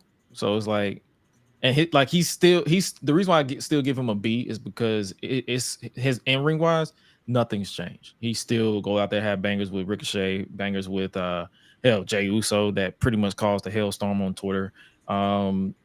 He had that banger with Braun Breaker that I was like, bro, Braun has not and Ilya Dragunov, I give him a B. But matter of fact, just because the more I'm thinking about it, B+, close to an A. So B++. And then him being more prominently featured, hopefully him rounding out that IC title scene will definitely give him an A. But yeah, I've been pleased with Ilya Dragunov on Raw, and transition to Braun Breaker. Wait, we're gonna get to him. Not yet. Okay. Next up, Lyra Valkyria. Sir, where are you on her as of right now? Because Nia, mind you, she's getting the treatment now. She's getting the treatment. It seems like the quiet rocket, but she's been featured pretty heavily so far. C+. You look a little unsure about that one, but I like that you're thinking it like. It's like the more it's like, I don't know what it is. It's just like they're not giving her anything to move me. Yeah, she's doing the tag team with or the alliance with Katana Chance and Kaden Carter, the Hype Crew. I'm just gonna call them the Hype Crew since they don't have a team name. Why don't they use that? Hello. Hey, WWE, that was something right off the fly. Why don't you use that as a tag team name for the Hype Crew? Continue. I just becoming shit off. That's what I'm saying. Like, they're not really giving her stuff that like that's memorable, that's moving me. But I would say a C+. And if I want to like give her pretty much a thought process of pretty much what they've given her a lot of good treatment, I give her a B for sure. Like as a leaning, I'm leaning towards a B, but a C+ just to be for certain for now. Like I want to see. It's like a lot of these people.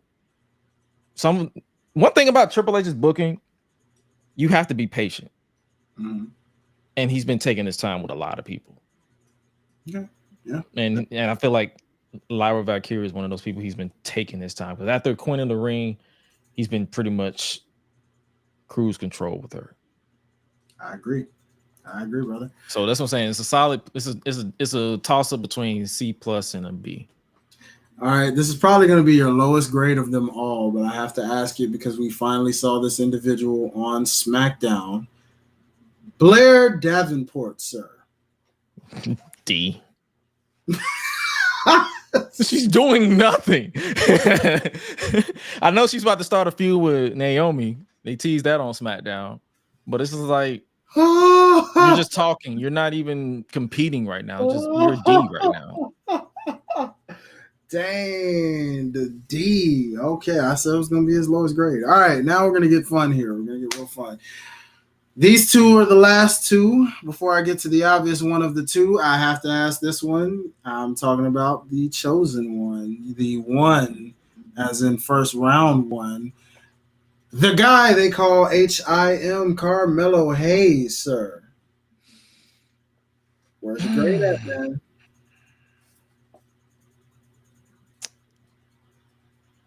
A B. Man, honestly, no. Bump that. B-. Woo. Okay. He's not really. He's.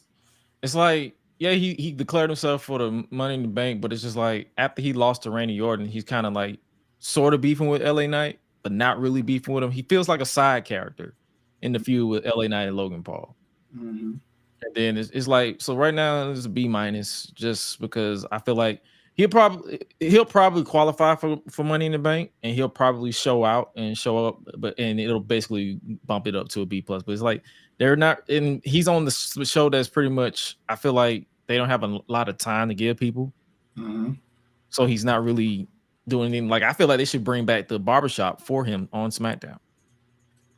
Like a lot of stuff that worked on NXT should be brought with that talent. Like, don't just take it away because he's on the main roster. Like, you can literally give him a barbershop segment. Okay. All right. I feel like, hell, turn it, since you're giving everybody talk shows now, have him bring his rivals enter the barbershop and beef with him. Like, bring what worked in NXT to, they're not fleshing him out. He's pretty much he says, I'm him. Okay, congratulations. You know your gender. Congratulations. What else are you doing? They're not doing anything else. Okay. So that's all I'm saying. All right. Well, that's a good, fair evaluation. Oh, Dajak got an F though, because he ain't doing shit. Oh, so he got the lowest grade of them all. Yeah, because he's not doing nothing. He's literally chilling in catering. You mean like Odyssey Jones? Odyssey Jones. Yes. Andrade, like Odyssey Jones. He doesn't count, but Andrade. Yeah, Andrade is an interesting character where I refuse to grade because it's like sometimes he hits, sometimes he misses, sometimes he just he's just Andrade. I mean, he is the speed. He hasn't hit since like NXT for me. I'm not even gonna hold you. He is the speed champion.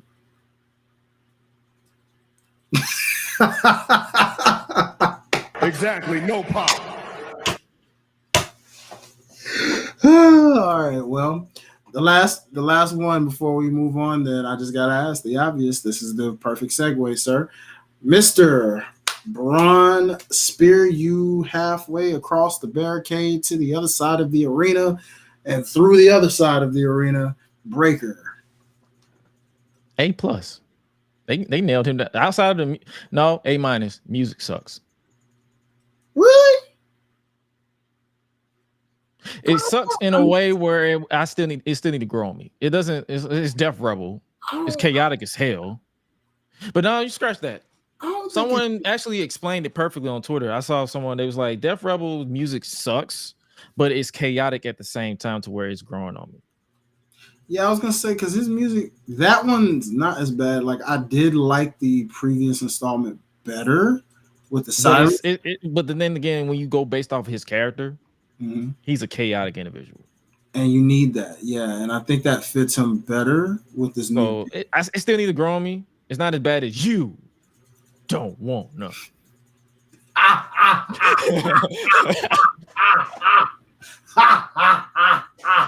He still don't like that track. That's hilarious. Don't want no. It's like the pause would just be like, that's Def Rebel, man. You don't want no.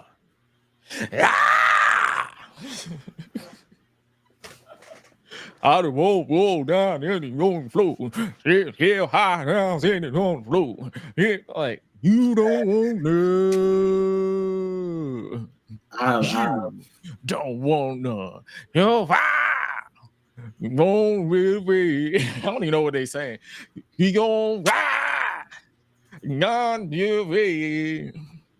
All right. If it was between that and Billy Kidman's run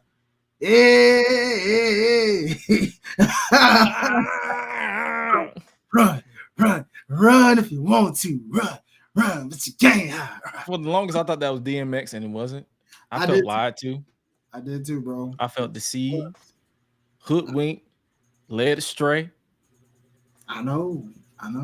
I said the same, bro. Whoever it was did a good DMX impersonation. I thought you was DMX. Me too, brother. I was like, wow. But nah, man. Braun Breaker, yeah, he's like him. I said it on Twitter while watching Raw last night, and I say it again.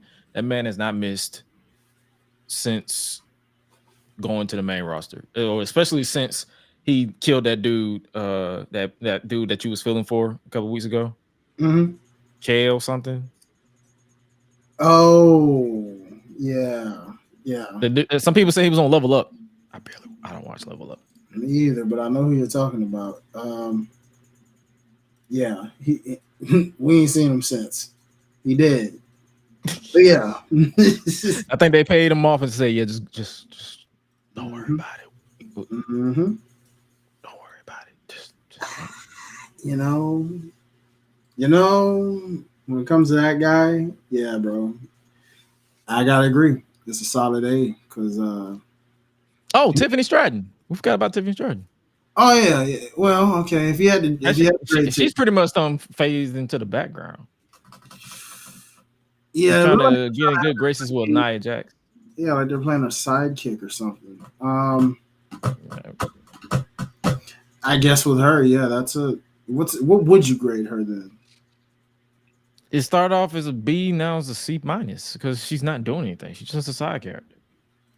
That's the thing. It's a lot of stuff that they're just not doing with these people. True, but Money in the Bank's coming. You don't think we'll get a Tiffy in the bank? They gotta do something. This going based off what we've seen so far. They literally the last notable thing she's done was try to become Princess of the Ring with Nia Jax. That's the last memorable thing that I remember right now after getting eliminated. Did she literally say it in those words? Yeah, she said she's like, you have the Queen of the Ring and the Princess of the Ring. Just think about it. Toodles, and then walked off. Oh no. They're basically gonna put her in a tag team or with Nia. Oh no. That's what I'm saying. So that's what's like they're not really doing if anything they do a tag team, that definitely certifies that Jade and Bianca are getting those titles back, right? Oh yeah. Because Money in the Bank delays, they probably give them like a 4-week title reign and be like, yeah, we're getting those titles back. Yeah, because I keep hearing this narrative of, oh, who the heck would beat Bianca and Jade? I mean, there's literally no one that can realistically beat them. Well, if Tiffany and Nia were to team up, that's a pretty convincing team, if I do say so myself. Where's Charlotte at? She could come back at any given moment and team up with Tiffany Stratton. That's a convincing team. I don't know. Just saying. But whatever. We'll see. Okay. Well, that does it for a ranking, with highlights. So I guess we go back to Raw. Yeah. Back to Raw it is. If there was anything else left from Raw to cover or talk about. They finally split up Alpha Academy in the most anticlimactic way possible, in my opinion. Not gonna hold you. They're doing that. Well, hard to say because it feels like this man's dead. Oh, we're definitely gonna get to that. I'm just speeding through like what happened on Raw. For sure. Jey Uso qualified for the men's Money in the Bank. As we mentioned, Io Sky is in the women's Money in the Bank. And then Damage Control, by the way, is this close to being which they should have. Because when they lost, she said, Damage Control, something the Damage Control has to change, or I will change it myself. You know what's funny is how suddenly she took over this doggone crew. I thought she was always over it after Bailey. I guess so. It was never really classified who was the new leader since Bailey kind of got separated from that. So I guess Io by default took it since she was a women's champion. So I guess that pretty much everybody in their mind just de facto said Io's the leader. Yeah. And Dakota is just a mouthpiece. Yeah. For the non-Japanese speaking folk. And Asuka while she's down. Yeah, this is a perfect time to just blow it up because while Asuka's hurt, you can reboot her, reset her when she gets back. And there you go. Oh, Drew McIntyre quit. Cap. I call Cap. He came out and said, screw this company. I quit. Stop capping, Drew. Like, they even had Triple H come out in the backstage like, yo, don't quit. Like, they try to make it as big a deal. Like, CM Punk's gonna be on SmackDown. So I've heard. I see showing up and probably trying to cripple this man. You know what's funny? Two things happened here that I heard about from Justin LaBar. Shout out to him. He painted this in one of two scenarios, and I think either one is hilarious. He said, one, imagine CM Punk literally gets on the mic and is like, oh, what a shame. I just got medically cleared, and I heard that Drew McIntyre quit. In true a-hole fashion, the way CM Punk would do. Or a certain character that we haven't seen on TV and WWE in quite some time, sitting in the crowd in Chicago, watching her husband, and all of a sudden, hostage by none other than Drew McIntyre. You want Drew McIntyre to kidnap AJ Lee? Hey, man. We just witnessed people getting killed at this point. Okay? This is true. Anything can happen at this point now. This is true. We've seen Dominic freaking seduced in ways that ain't PG. We done seen people darn near. He's stronger than me because I would have folded in like 3 episodes ago, but I digress. You see what I'm saying? So it's pretty safe to say we're out of that PG era by now, brother. We saw blood. Okay? We are out of that PG era. True. Like it is, that era is gone. I don't know what era y'all want to call this now. I forget what they want to call it, but Netflix all but signifies as soon as we get that first January 1st Netflix premiere, we are in a new era. The streaming era. New era. That's rated R. Something. But yeah. No, that was pretty cool though. Then on the backstage promo, Zelina called what you call it, Liv a thought. So oh really? Yeah, she said Miss Thotty over there getting in my business. So that's probably going to be the women's world title match at Money in the Bank, if not on Raw, probably. I can see that. You know, I mean, Liv could have some other. You know, she doesn't need another challenger, so I can see that. Good for Zelina. You know. Yeah. So, let's see. That would be ironic too, because then Liv really is trying to be Rhea. Mm-hmm. If that's the case, you want to beat Zelina too, just like Rhea. Zelina getting involved did kind of throw me off a bit because I'm like, why do you care that she's going after Dominic if you're not in Judgment Day? But then again, I think it's just because she just beefing with Liv. Apparently, she caught her on the wrong day. That's the only thing that confused me when I saw that. I was just like, so Liv, like Damien said, she's loca. I'm like, yeah, she's crazy. But like CM Punk said in 2012, I kind of did crazy chicks. So well, don't let me go to Fanatics Fest.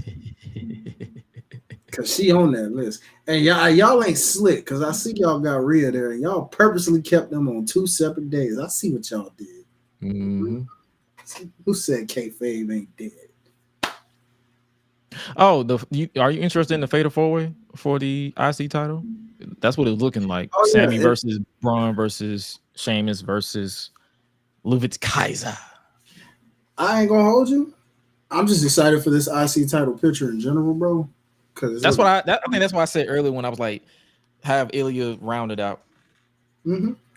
And even if I ain't gonna hold you, if Ricochet ain't, like completely out, I wouldn't mind him popping up like, ho, you thought I was gone. I'm back now, B.I. Let's go. B.I. It could be like a whole situation. You know what I mean? I wouldn't be mad. And then Braun spearing the hell out of Luvic kind of threw me off. I was like, bro, this dude is beefing with everybody. He just said, bro, if you are in limelight, you getting this spear. You getting this work. And he gave homie a whole head start before he just... That's what threw me. I was like, bro, I like that camera shot too. Mm-hmm. Or it's over the camera. It's like, bro, and it's like he gave you a head start. Like you literally was mid-run and he already beat you and said, boom. I'm like, well, goddamn. How did you not know that was coming? Surely you knew.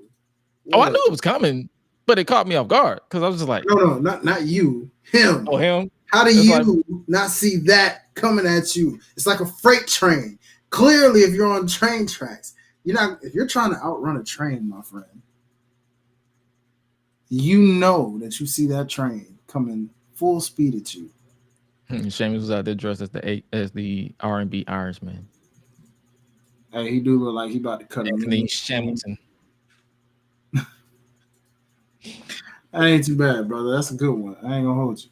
I was glad Otis is done being a bitch. That felt like a little anticlimactic to me. I felt like y'all could have did that at Clash. Just push. They could have just did that at Clash. They could have. If that was all they were gonna do. We're gonna see because it looked like it's not over per se. I mean, if he's still alive. That's what I'm saying. If he's still alive, we really don't even know.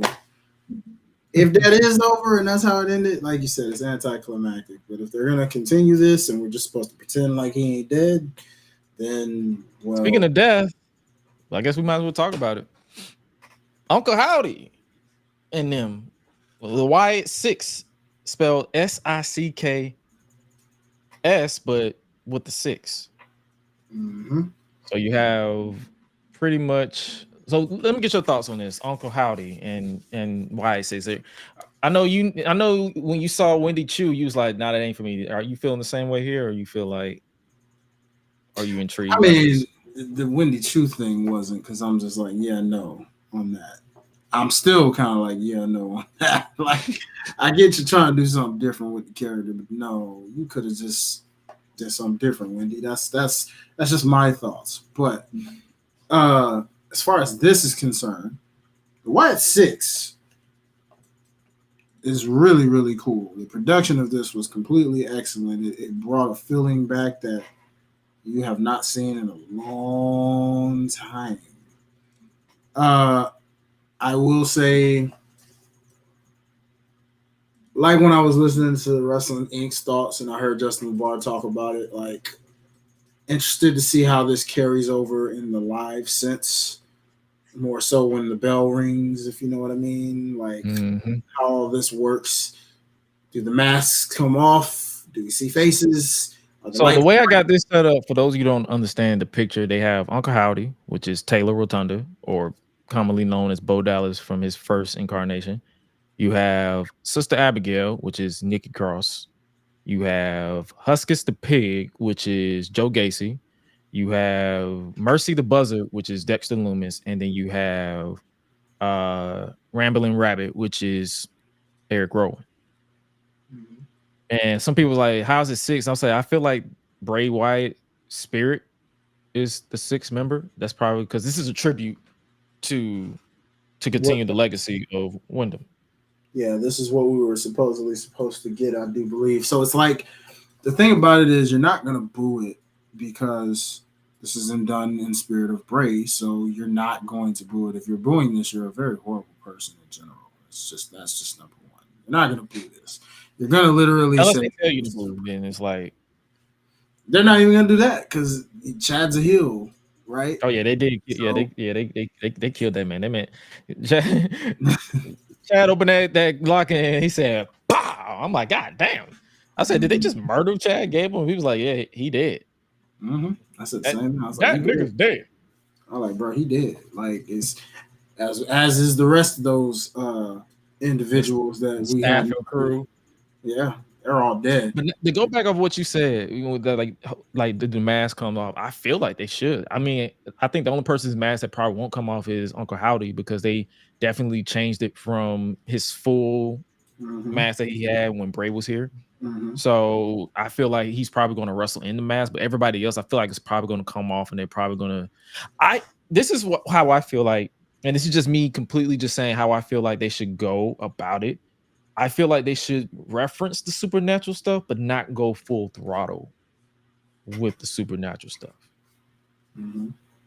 I feel like they should go full. They should like reference him being in the cult, because remember we had cult leader Bray. They should all be a cult. Uncle Howdy should be leading a new cult in memory of Bray. That way you won't have to rely too heavy on the supernatural, because you do risk that possibility of people losing interest because no one's selling moves. Yeah. Like your Undertakers or your Canes or your Boogeymans and all that stuff. Like they need to, it should be more like a cult. Like they should be selling, but it should be, people should still be terrified of them. Yeah, it's gonna be interesting to see where that goes. Because I feel like a lot of people lost interest in the Fiend because they relied too heavy on the supernatural stuff, and it kind of got silly after a while. Yeah, I agree, brother. Yeah, it's like, unless they're doing straight cinematic style matches going forward, which I know they're not going to do that too much because that was more of a pandemic thing for WWE. I mean, we know a lot of these people can go in the ring, so it would be interesting to see how they intend to do a lot of what they're about to do. Yeah, so that's what I'm saying. Like they should make it the early incarnation of the Wyatt family. Like have Bo, because I'm pretty sure Taylor knows how to. I'm gonna stop calling him Bo, because Taylor, Uncle Howdy, I'm pretty sure he knows how to cut a promo. They can literally have him build into, like, he's feeding off of, instead of the spirit of Sister Abigail, he's feeding off the spirit of Brother Bray. And Brother Bray is telling me that you all should have listened to me. You all should have this, that, and the third, and then like make it a full like he's feeding off of that spirit, and we go from there. Like that's just my own thing. Like I feel like a lot of people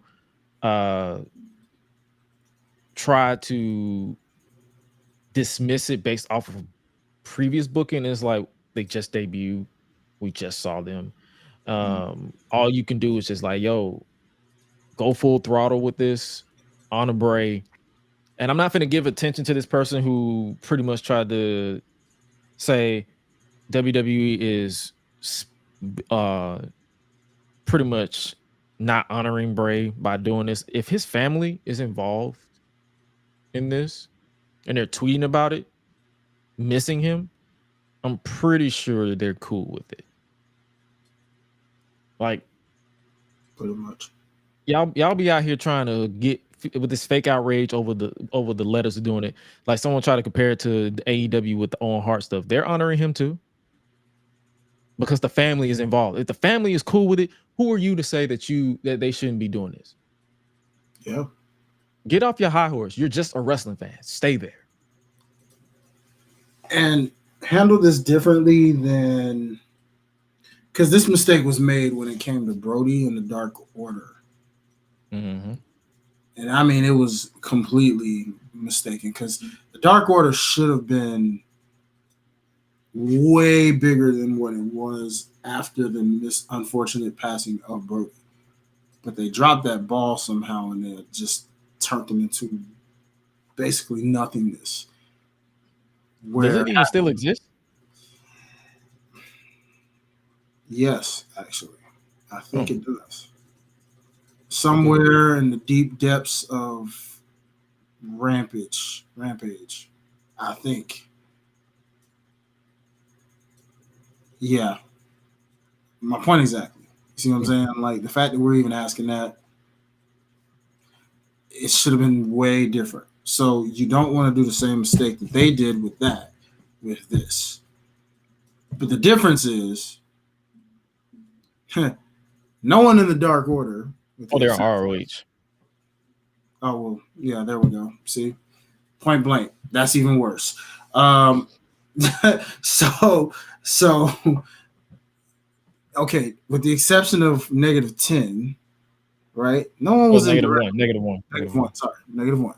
No one was in direct relation to Brody, with the exception of -1, who's obviously getting older. So and a child still technically. So time will tell with that. But here you have someone who's in direct relation to Bray. So if anyone knows how to, who's directly involved with the creative process, if anyone knows how to carry this the right way, it's him. It's definitely him. So I just want to see, interestingly enough, how this translates into in-ring. I want to see some of the feuds, because you don't have Joe. We got Joe Gacy.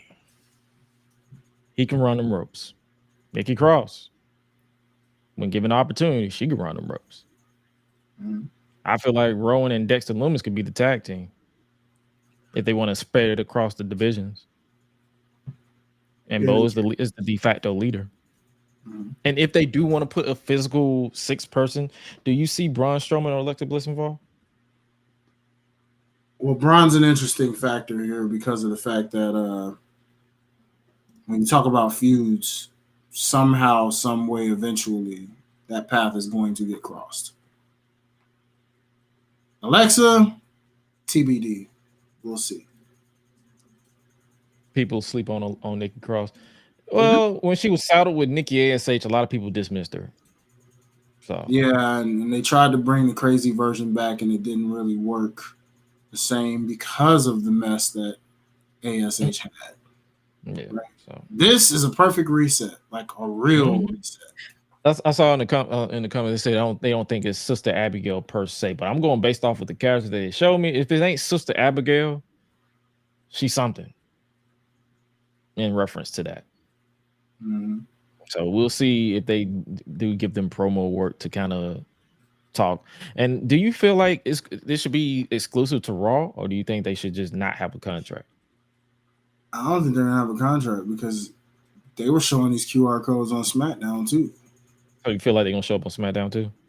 Yeah, we're talking supernatural characters here, so rules won't necessarily apply to them. If you really, so I think that's what took a lot of people out too when the Fiend was drafted. They was like, "Why is the Fiend drafted?" he was. Yeah, it's like 2020. He was like the Fiend drafted to Raw. They literally drafted the Fiend to Raw.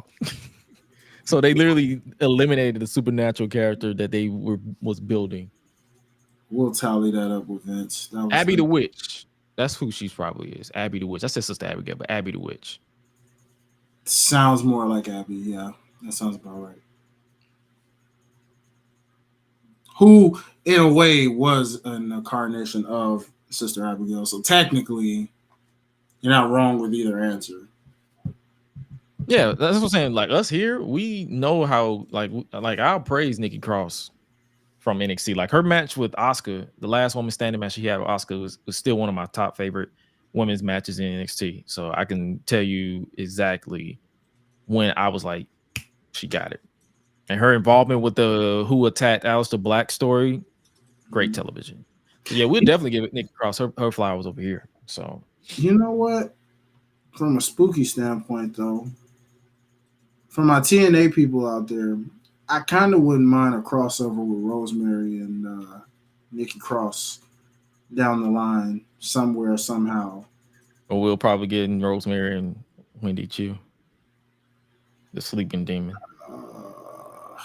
I guess. I guess. Doesn't move me as much as that would, but I guess. Yeah, I'm just saying, like, Given that it is NXT, I guess, unfortunately, that would be the route it would be. Unfortunately. Facts.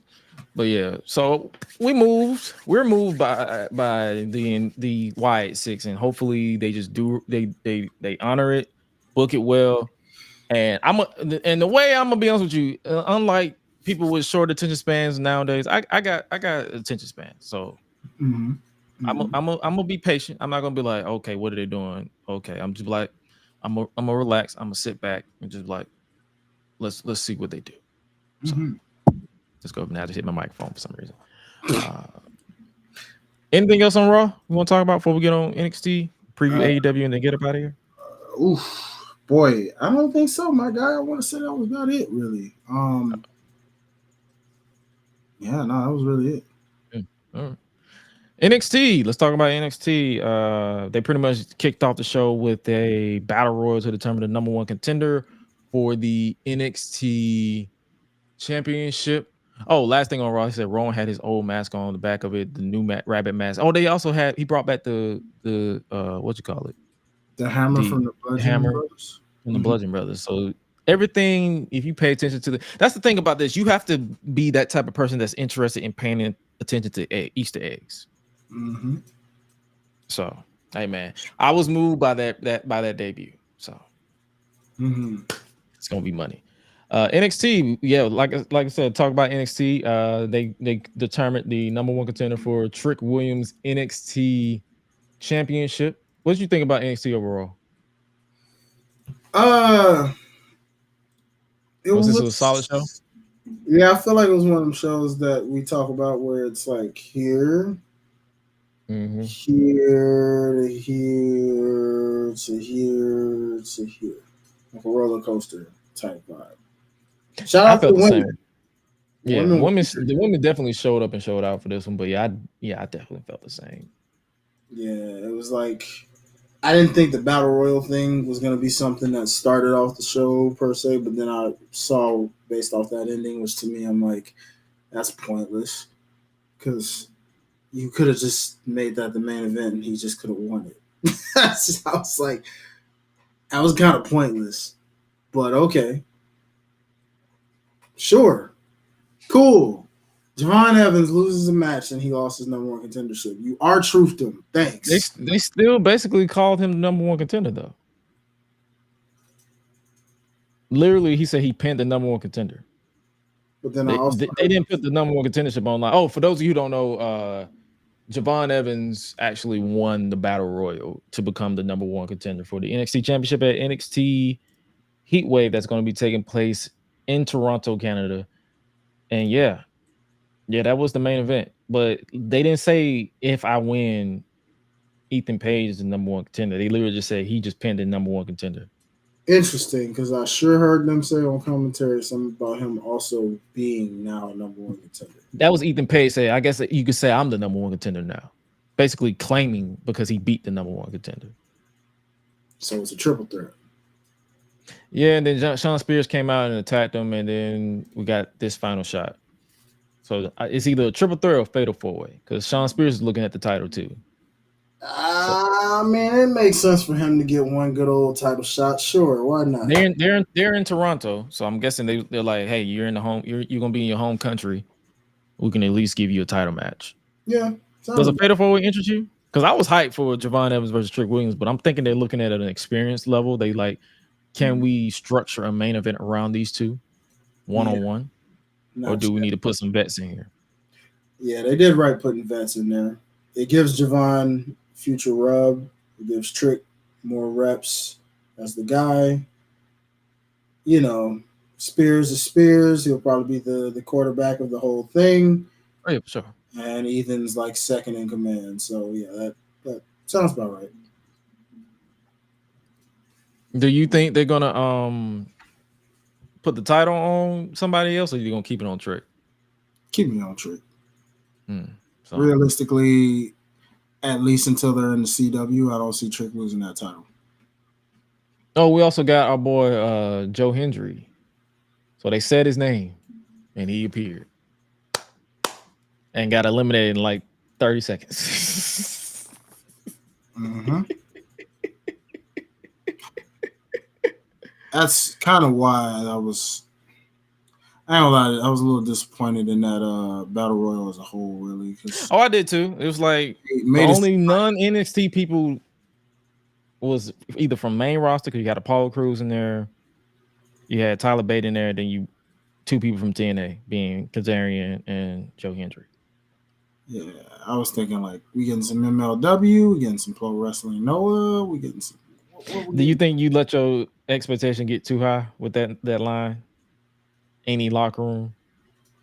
Maybe a tad. I mean, I wouldn't say completely, but you know, it's a slow burn. It's a slow process. You know, I mean, eventually we'll see more of that for real. For real, I'm just happy to see what we're seeing with this. The TNA's winning. This company has done more for TNA than AEW did in a matter of 2 days. Wild, isn't it? Wild, bro. I mean, they gave him AEW. I give AEW credit. They did give him a spike with ratings for those who actually had Access TV. You know why? Because they were a very brand new company at the time. That's the only reason that even happened. Yeah. It was the pandemic too, so they wasn't finna get no revenue and live attendance. It did absolutely nothing for them. Meanwhile, in WWE, Tatum Paxley is a winner right now because of the fact that she made history that she should be very proud of as the first WWE woman to come to a team. I actually enjoyed that match. Me too. No, me too. I was like, bro, this is really good. Like Tatum is. You can tell she studied some tapes. Yeah, and I'm happy for her. Like she made history. Sure, you didn't get the win, but you didn't need to. You made history. Like it's like she reminds me of Daphne, Victoria, merged. That's a good combination. I like that combination. So yeah, definitely shout out to Tatum Paxley for killing that. They actually highlighted on the show, so that gave TNA a boost if nobody checked out Against All Odds. They were like, hey, this match happened and it was actually really good. Like Jordan Grace is a ring general, so I'm cool with that. I agree, man. And I mean, just for that reason, it's like you look at it and you're like, okay, well, cool. Joe Hendry, something's being planted. There's definitely they did a little backstage segment with him and Sean. Was like, I believe. I'm like, so I definitely wouldn't be surprised because they had the whole. It's not going to say like it was a situation where Vince booked it where you would get in the ring and then immediately get eliminated. They had the whole everybody in there just ganged up on this man and just eliminated him. Yeah, him in a heel like role is very interesting because he's so loved in. Was he a heel? That was heel like. I thought he was just being him. Nah, that was definitely there was more aggression in that tone, bro. That was him being a heel. It is interesting. I mean, because it really didn't feel different, but it did and it didn't because it's like he's not in his world. So like even though they were like, because if you pay attention to the crowd and how ecstatic they got, but the moment he got on the mic and then he started kind of, once he said, looked at the camera and said TNA, the crowd like kind of died for a second because they were like, whoa, buddy, hold on, you're in our world. This is NXT. This ain't TNA. You finna take our title?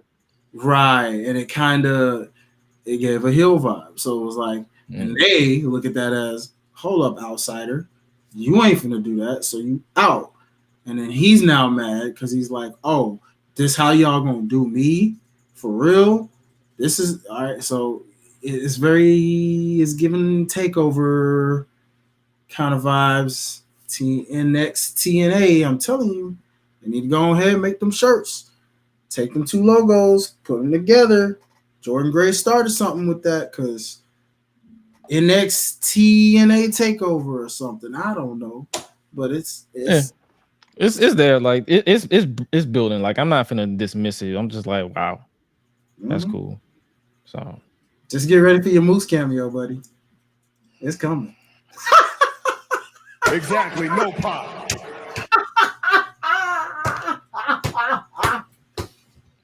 Oh, get ready, brother. You gonna see the whole system at some point. Brother does not move me. If you are a fan of Moose, congratulations. Me, I'm good. Oh, it's coming. It is coming. That's unfortunate. You're gonna hear that Moose. Moose. Yeah, you're gonna be like, oh God. And you're gonna hear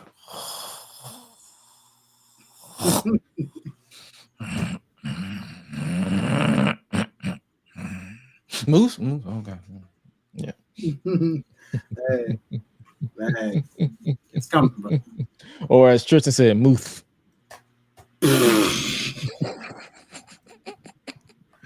Dang. No respect. No respect. Nope.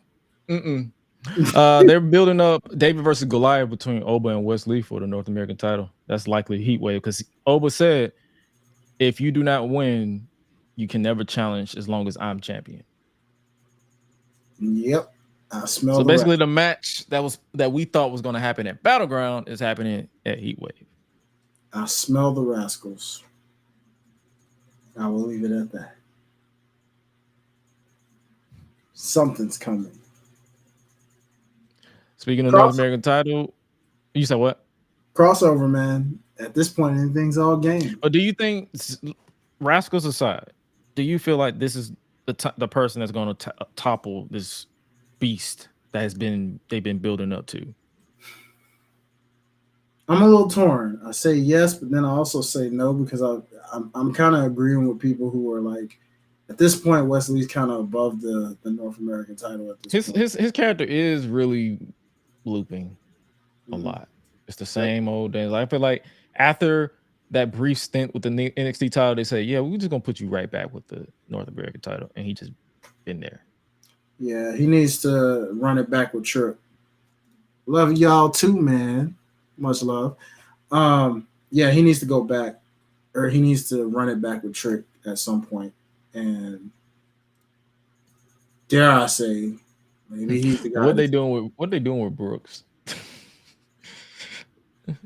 Have you been paying attention to that? I have not, but I heard something about some kind of fight, brawl, something in the crowd. He's basically NXT scapegoat. Similar to what they're doing with Jack Perry, but not exactly the same. And which one is this? Brooks? You know, Josh Briggs is the one I don't fuck with because he's boring. Yeah, his tag team partner. And I think he's Bull Buchanan's kid. Really? Yeah. Are you serious? What?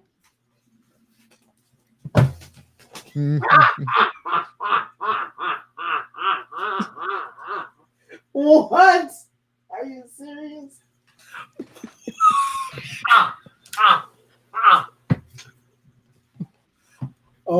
God.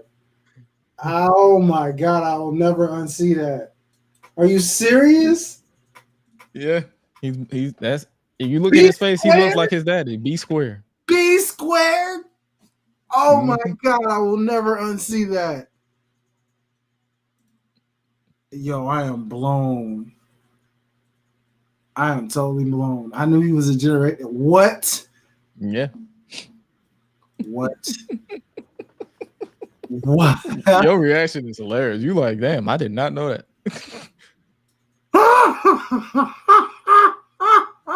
They said that's why he don't like Cheeks on the timeline because RTC, his direct connection to Right to Censor. Mr. Right to Censor. Wow. Bull Buchanan was in Right to Censor, along with Goodfather or Godfather. Which he hated, by the way. But yeah. Yeah, shout out to Charles Wright. Check out those archives from the Last Botch podcast. He literally admitted he hated that gimmick, ladies and gentlemen. But anyways, wow. I'm sorry. That threw me off. Wow. But yeah, the Wesley stuff, I'm interested in what they're gonna do with that. I don't necessarily see him. The reason why I brought that up is because it literally happened during this segment. So that's what kind of everybody was like, wait, what's happening? Yeah, so they're doing something with him. I don't know what they're doing. Wow. Okay. Well, we'll see what they're doing. Like I feel like they should just send him on an excursion. It sounds like they're gonna do that. Like with TNA or something. Just have him like, bro, they won't book me on NXT. I'm coming to TNA. It would work. Is them Nats again? It's Nats again, isn't it, brother? Mm-hmm. Hey, I'm with it, man. I mean, I love when these companies kind of jack from each other a little bit and little snippets here and there, see who could do what better. It's kind of like DC and Marvel, you know? It's just like Deadshot, Deadpool. Good question. Who's who? All right, cool. Yeah. Superman, Captain Marvel.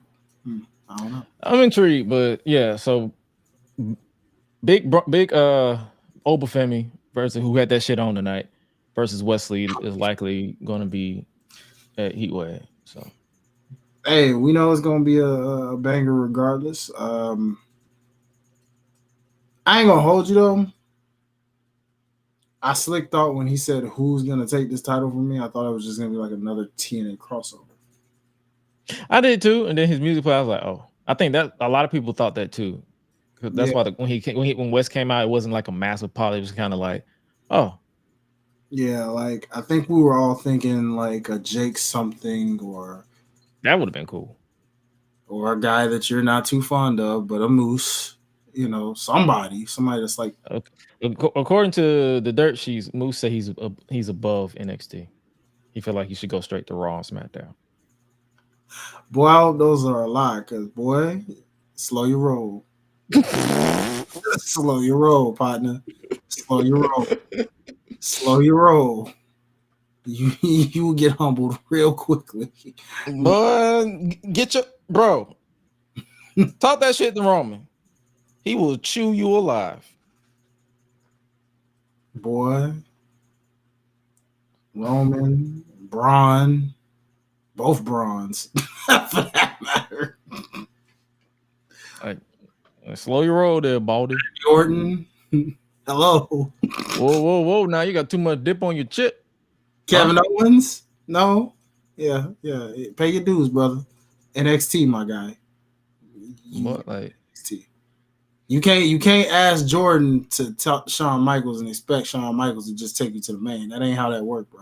That's not how that works. Like, bro, the partnership is with NXT. You going to NXT if your goofy ass want to go to the crossover with WWE. Like, wow, please let that be a lie. But anyways, he probably was in character. Who knows? He talking about he don't believe in Nigerian crime. He's Nigerian. I don't know this nigga. So who Moose? Probably. Yeah. I wouldn't be surprised. He might be. He might be. He black, so who knows? Oba said, I do though. I believe in violence. I believe in Nigeria. Like, I'm gonna beat your ass. Is this like a Twitter war or something? Are they Twitter war? He said something on Twitter. So he probably was in character. Oh, he is. Okay. He is. Okay. So that's what I'm saying. I don't know these people. So I'll be like, is he? Okay. Because, some people like to be in character. I don't know who's in character, who's not. So it's like, you got to ask. You're like, well, that's the beauty of Twitter most times. Like, I like how wrestlers are able to kind of, it's hard to blur if it's real them talking, or if it's like kayfabe them talking, where you're like trying to decipher the two. Sometimes I like Gotcha. Okay. So yeah, that was a little like a letdown, but at the same time, I know the match is going to be fun at Heatwave between those two for sure. Look, you said what? I was gonna say my last point on that. Really, I just think the reason why it was probably also a letdown was because it shouldn't have been a triple threat match in the last stint. So if people acted, it's kind of like this is like we already saw. He like, I didn't get pinned, and he and Obo was like, bro, you still lost. He's like, yeah, you didn't get pinned, but yeah, you still lost. You lost, yeah. So, all right, let's move. From the men's to the women's, what's your thoughts on Kalani's first NXT Women's North American Championship title defense against Mia Yim? It was good. It was good for what it was. A good, solid TV match. Everything that she needed. Some solid veteranship. Shout out to Mia Yim. I just love how she continues to prove to people. I don't know why they keep sleeping on my girl. Please give her some type of title eventually. Please stop doing her dirty like this. But anyways, shout out to the fact that she's just being woman enough to put over young talent and help groom the up-and-coming ladies like a Jada Parker. Their feud is still continuing, which means more ass slapping is on the way. So, you know what I mean? Oh my God. Yep. Mm-hmm. Hey man, yeah.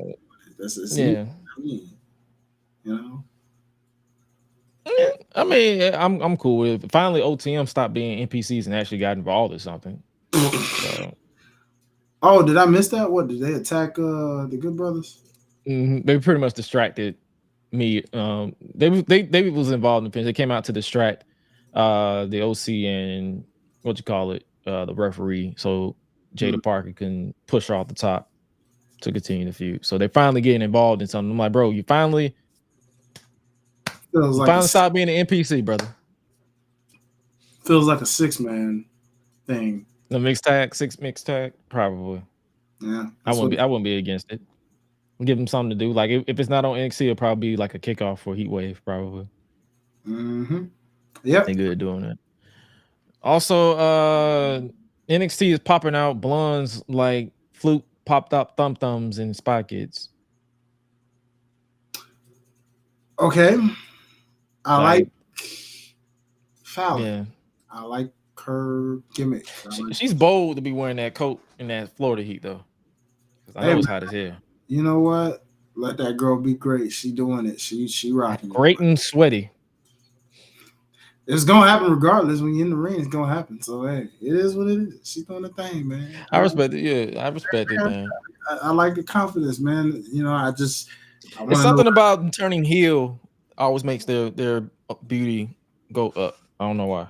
It does, because she was fine before, but that makeup department, props to you. You really glammed her up even more. Like, whoa, all right.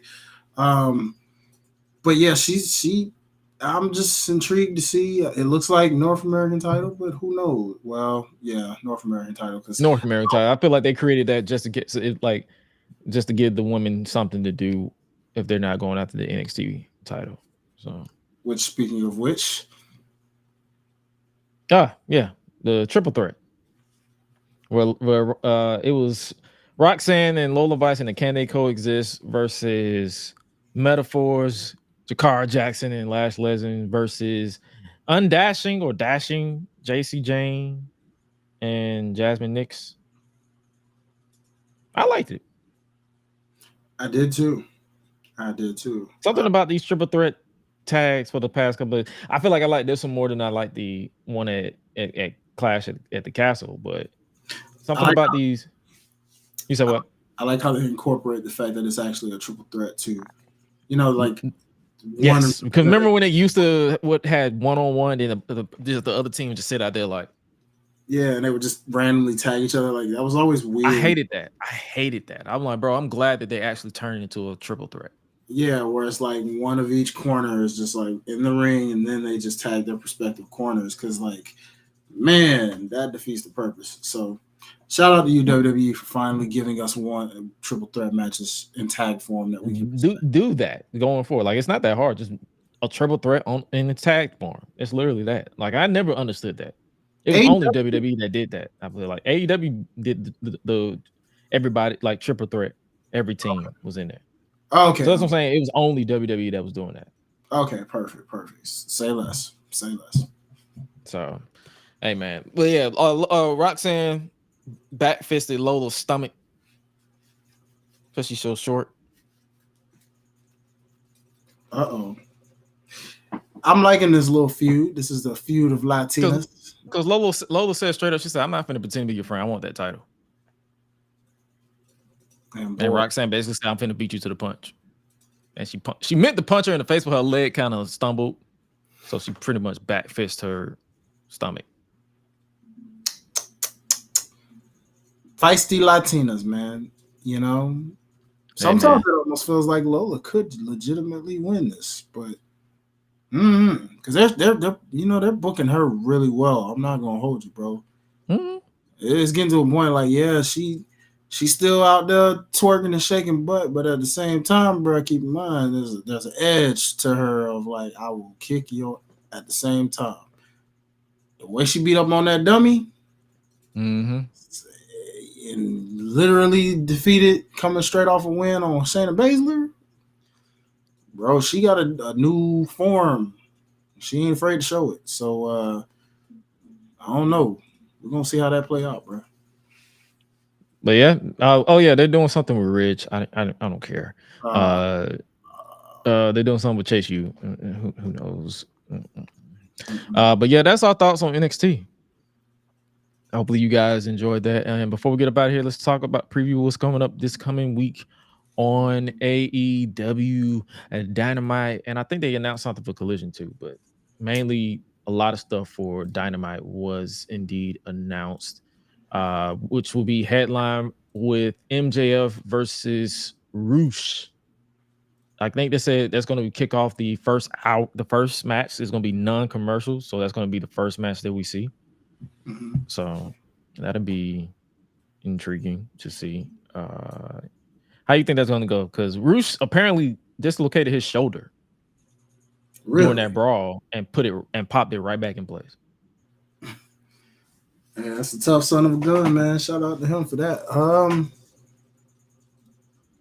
I guess MJF for the win, and Roosh goes to the hospital to get adjusted. You know what I'm saying? I mean, if they ain't never did it already, like it was a week ago. So I guess we'll see. Yeah, we'll see. I mean, either way, it's still MJF, it seems, because why would he lose if this is his first match since being back? Right. They announced a all-star 8-man tag: Kyle O'Reilly, Mark Briscoe, Orange Cassidy, Dante Martin, Kyle Fletcher, Roderick Strong, Konosuke Takeshita, Zack Sabre Jr. What are they doing with these ROH titles? Because I feel like they're props. They're props, and unless you actually have your honor club, you would never really even know. I don't know, man. I forgot I had honor club until it came out my account. I was like, oh shit, let me cancel that because I ain't been watching.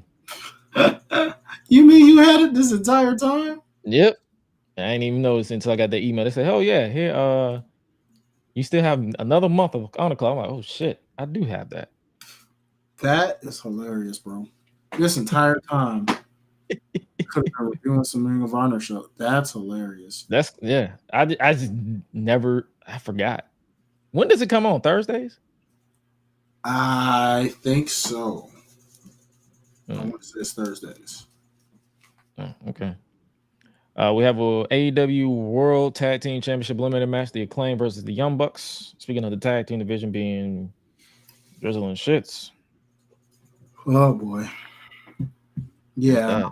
There's that. I see the Young Bucks winning. They're not going to lose. Like, I remember when they claimed we're actually over.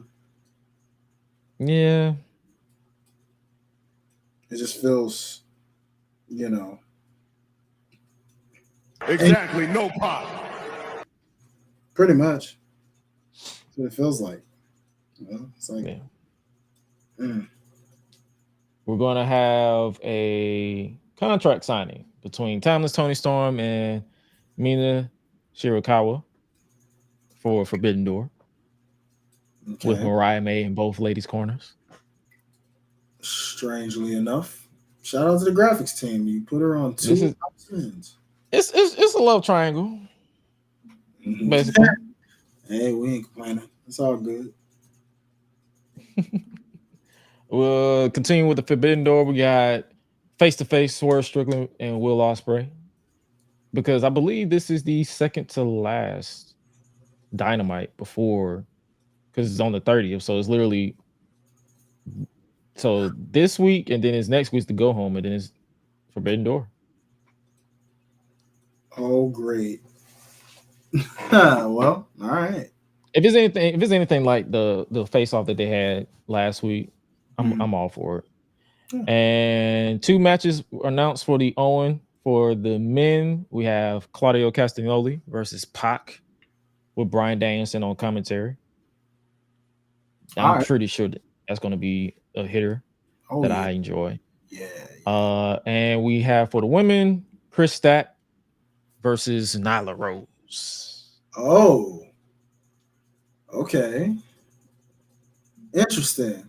All right. That all right, cool. Let's go then. Let's go. Dynamite this week, I ain't gonna lie, it looks pretty solid on paper. So I'm not against this card. The 8-man tag, I already told y'all, when these multi-man tag matches, it's like it's hit or miss with me sometimes. It depends on how I feel, but for the most part, I'm not completely against that. But yeah, Dynamite this week is looking pretty solid. Oh, before we get the song of the week to close out the show, last thing we want to, what are your thoughts on AJ Styles going to Japan? It's gonna be at Noah, at Destination. What I'm understanding about that, man, seems like he's coming into like an ambassador kind of role, where he'd be like going to these crossover events. Or do you think this is like a subtle, like, hey, this is I'm finna retire soon? I mean, it's a combination of both. It could be he's retiring soon, but also kind of just being that guy that kind of bridges the gaps, because he's the veteran that's been all around the world. Anybody's been in all these promotions, it's that guy right there, and he just represents WWE perfectly. You know, where he can. I'm not too familiar with his opponent. Someone need to link me some Marufuji. I've heard about him a lot. Yeah, I've heard a lot about him. Like heavily. I need somebody to link me some matches. Like I'm the casual of casual New Japan. You know what I can't unsee though? What? He looks like a Japanese Ludwig Kaiser. And I can't unsee. I can't unsee it, bro. I can't. Oh my god. God. They also got the G1 coming up. Yeah. I'm not getting up that early for that.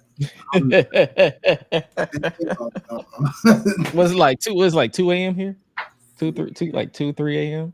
My nigga, you gotta take like a whole no. Heck no. I'm not doing it, man. Japanese Ludwig Kaiser. Now I can't unsee that shit. God damn. I told y'all. Look, maybe it's just that specific picture and angle, but bro, hey man, man, my brain went to that, and I said, well, I gotta say it now. So yeah, this man said, How do you pronounce his last name again? Marufuji. Marufuji. This man said Marufuji is the Japanese Ludwig Kaiser. Hey man, you know. But yo, man, that was another solid edition of the GRESH UNLEASHED podcast. Let's before we get up out of here, song of the week. We didn't do it last week because I forgot, but I remembered this week. So what you got this week for us?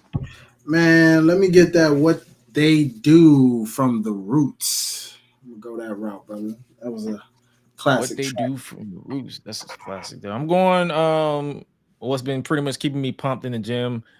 I've been putting on my IG stories like crazy. Mm-hmm. Give me KB 10K. Oh, another good one, brother. That is a hype track. Shout out to KB. So shout out to KB. See, listen, I listen to everything, but yeah, I've been listening a little to R&B lately with my songs of the week, so I gotta give some shout out to my roots. So yeah, KB 10K. I see for sure like that. No. So yeah, let's look at the chat. Anybody got any songs?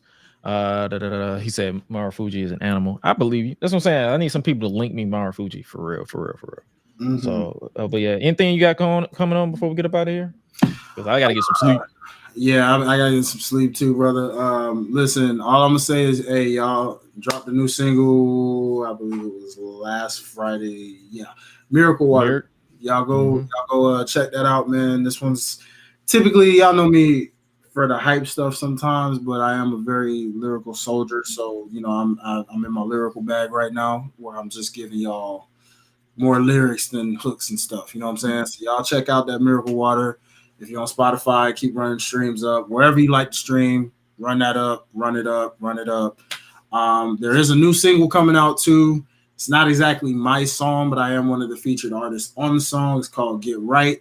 Shout out to the homie DJ Network. This is kind of like a DJ Khaled type of track where it's like another one. Yeah, the DJ featuring a bunch of talented artists, and I'm one of the artists on that joint. If you're on Spotify, just look up DJ Network. It's called Get Right. Trust me, you don't want to miss this song. It will release on July 5th. Go ahead and add it to your pre-saves, especially if you're on Spotify. Add it to your pre-save list. Reason being, when you do that, trust me, it's going to be in your library. You'll be the first to hear it. And it's really good for the gym. Speaking of getting right, y'all see the Gresh like arms, right? You trying to get arms like Gresh? July 5th, you might want to get that Get Right song. I be bulking out. Like I tell these niggas I'm bulking out. Like they think I'm playing. Like, bro, I'm dedicated. Even though I'm going out of town, I'm gonna be going to the gym tomorrow and the next day and the next day. I got a routine, got the protein intake. Like I've been taking instead of doing one protein shake, I've been doing 3. Mm-hmm.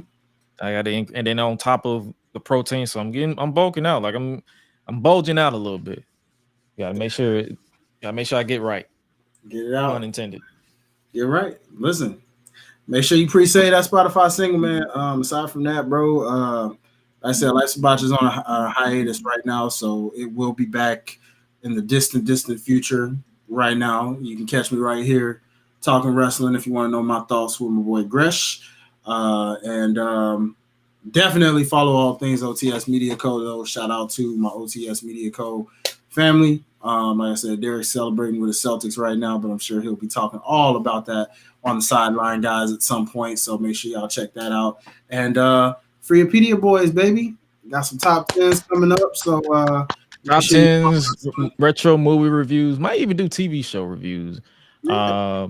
Speaking of TV show reviews, reactions. Actually, I've been doing the House of the Dragon reactions. If you want to check out my reactions to that, you can check it out over on Patreon, patreon.com/GreshDigital. It's completely free because it was supposed to be up on YouTube, but YouTube kept striking the hell out of it, and I'm not trying to lose that channel. So we're gonna move whenever stuff gets copyrighted, we just move it over to Patreon. It's gonna be completely free to the public.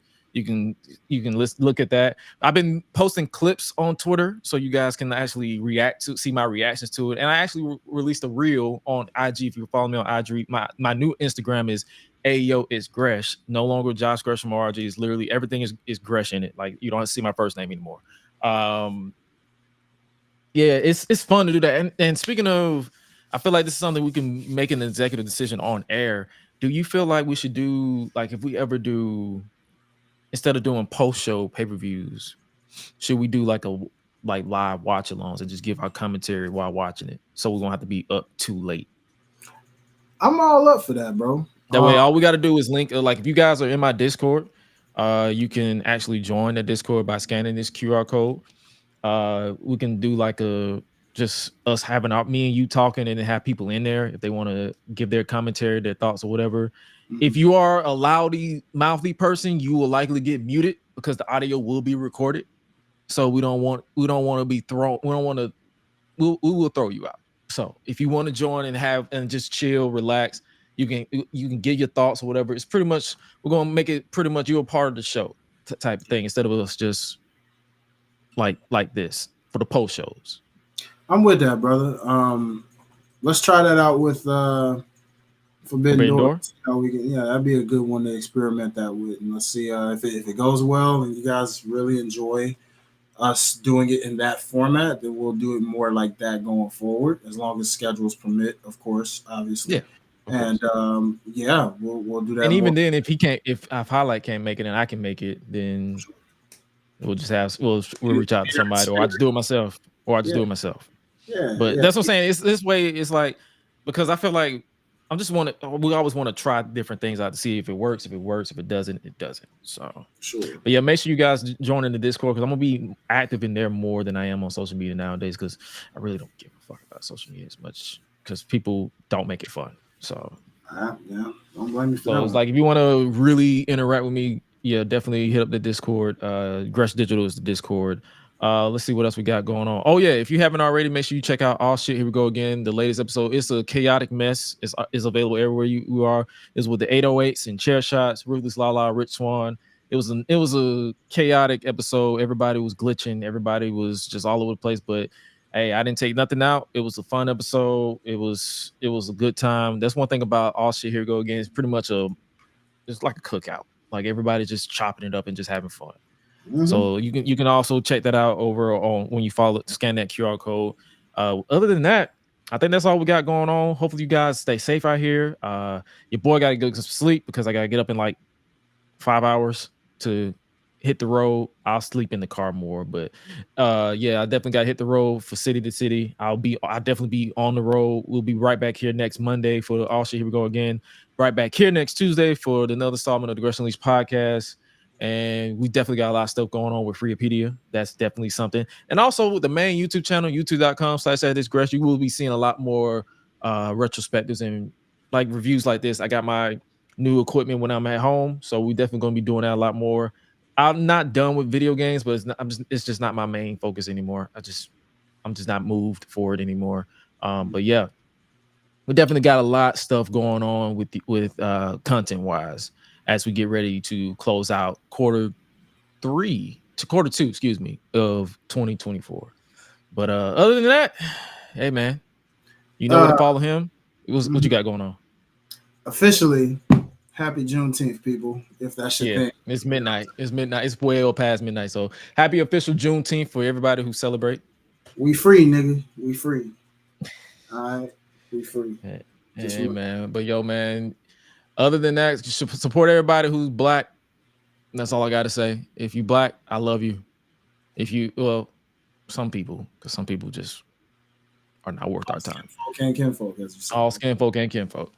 But yeah, other than that, before we ramble even more further and I lose more minutes of sleep. With that being said, you guys stay safe out here in the streets. Hopefully you guys enjoyed today's episode of the GRESH Unleashed podcast. Remember, no stupid people beyond this point. Hopefully you enjoyed this episode. And remember, follow us everywhere, subscribe everywhere. But remember, always and forever, to always eat, sleep, flex, and repeat. We out. Y'all be breezy. I'm going to bed.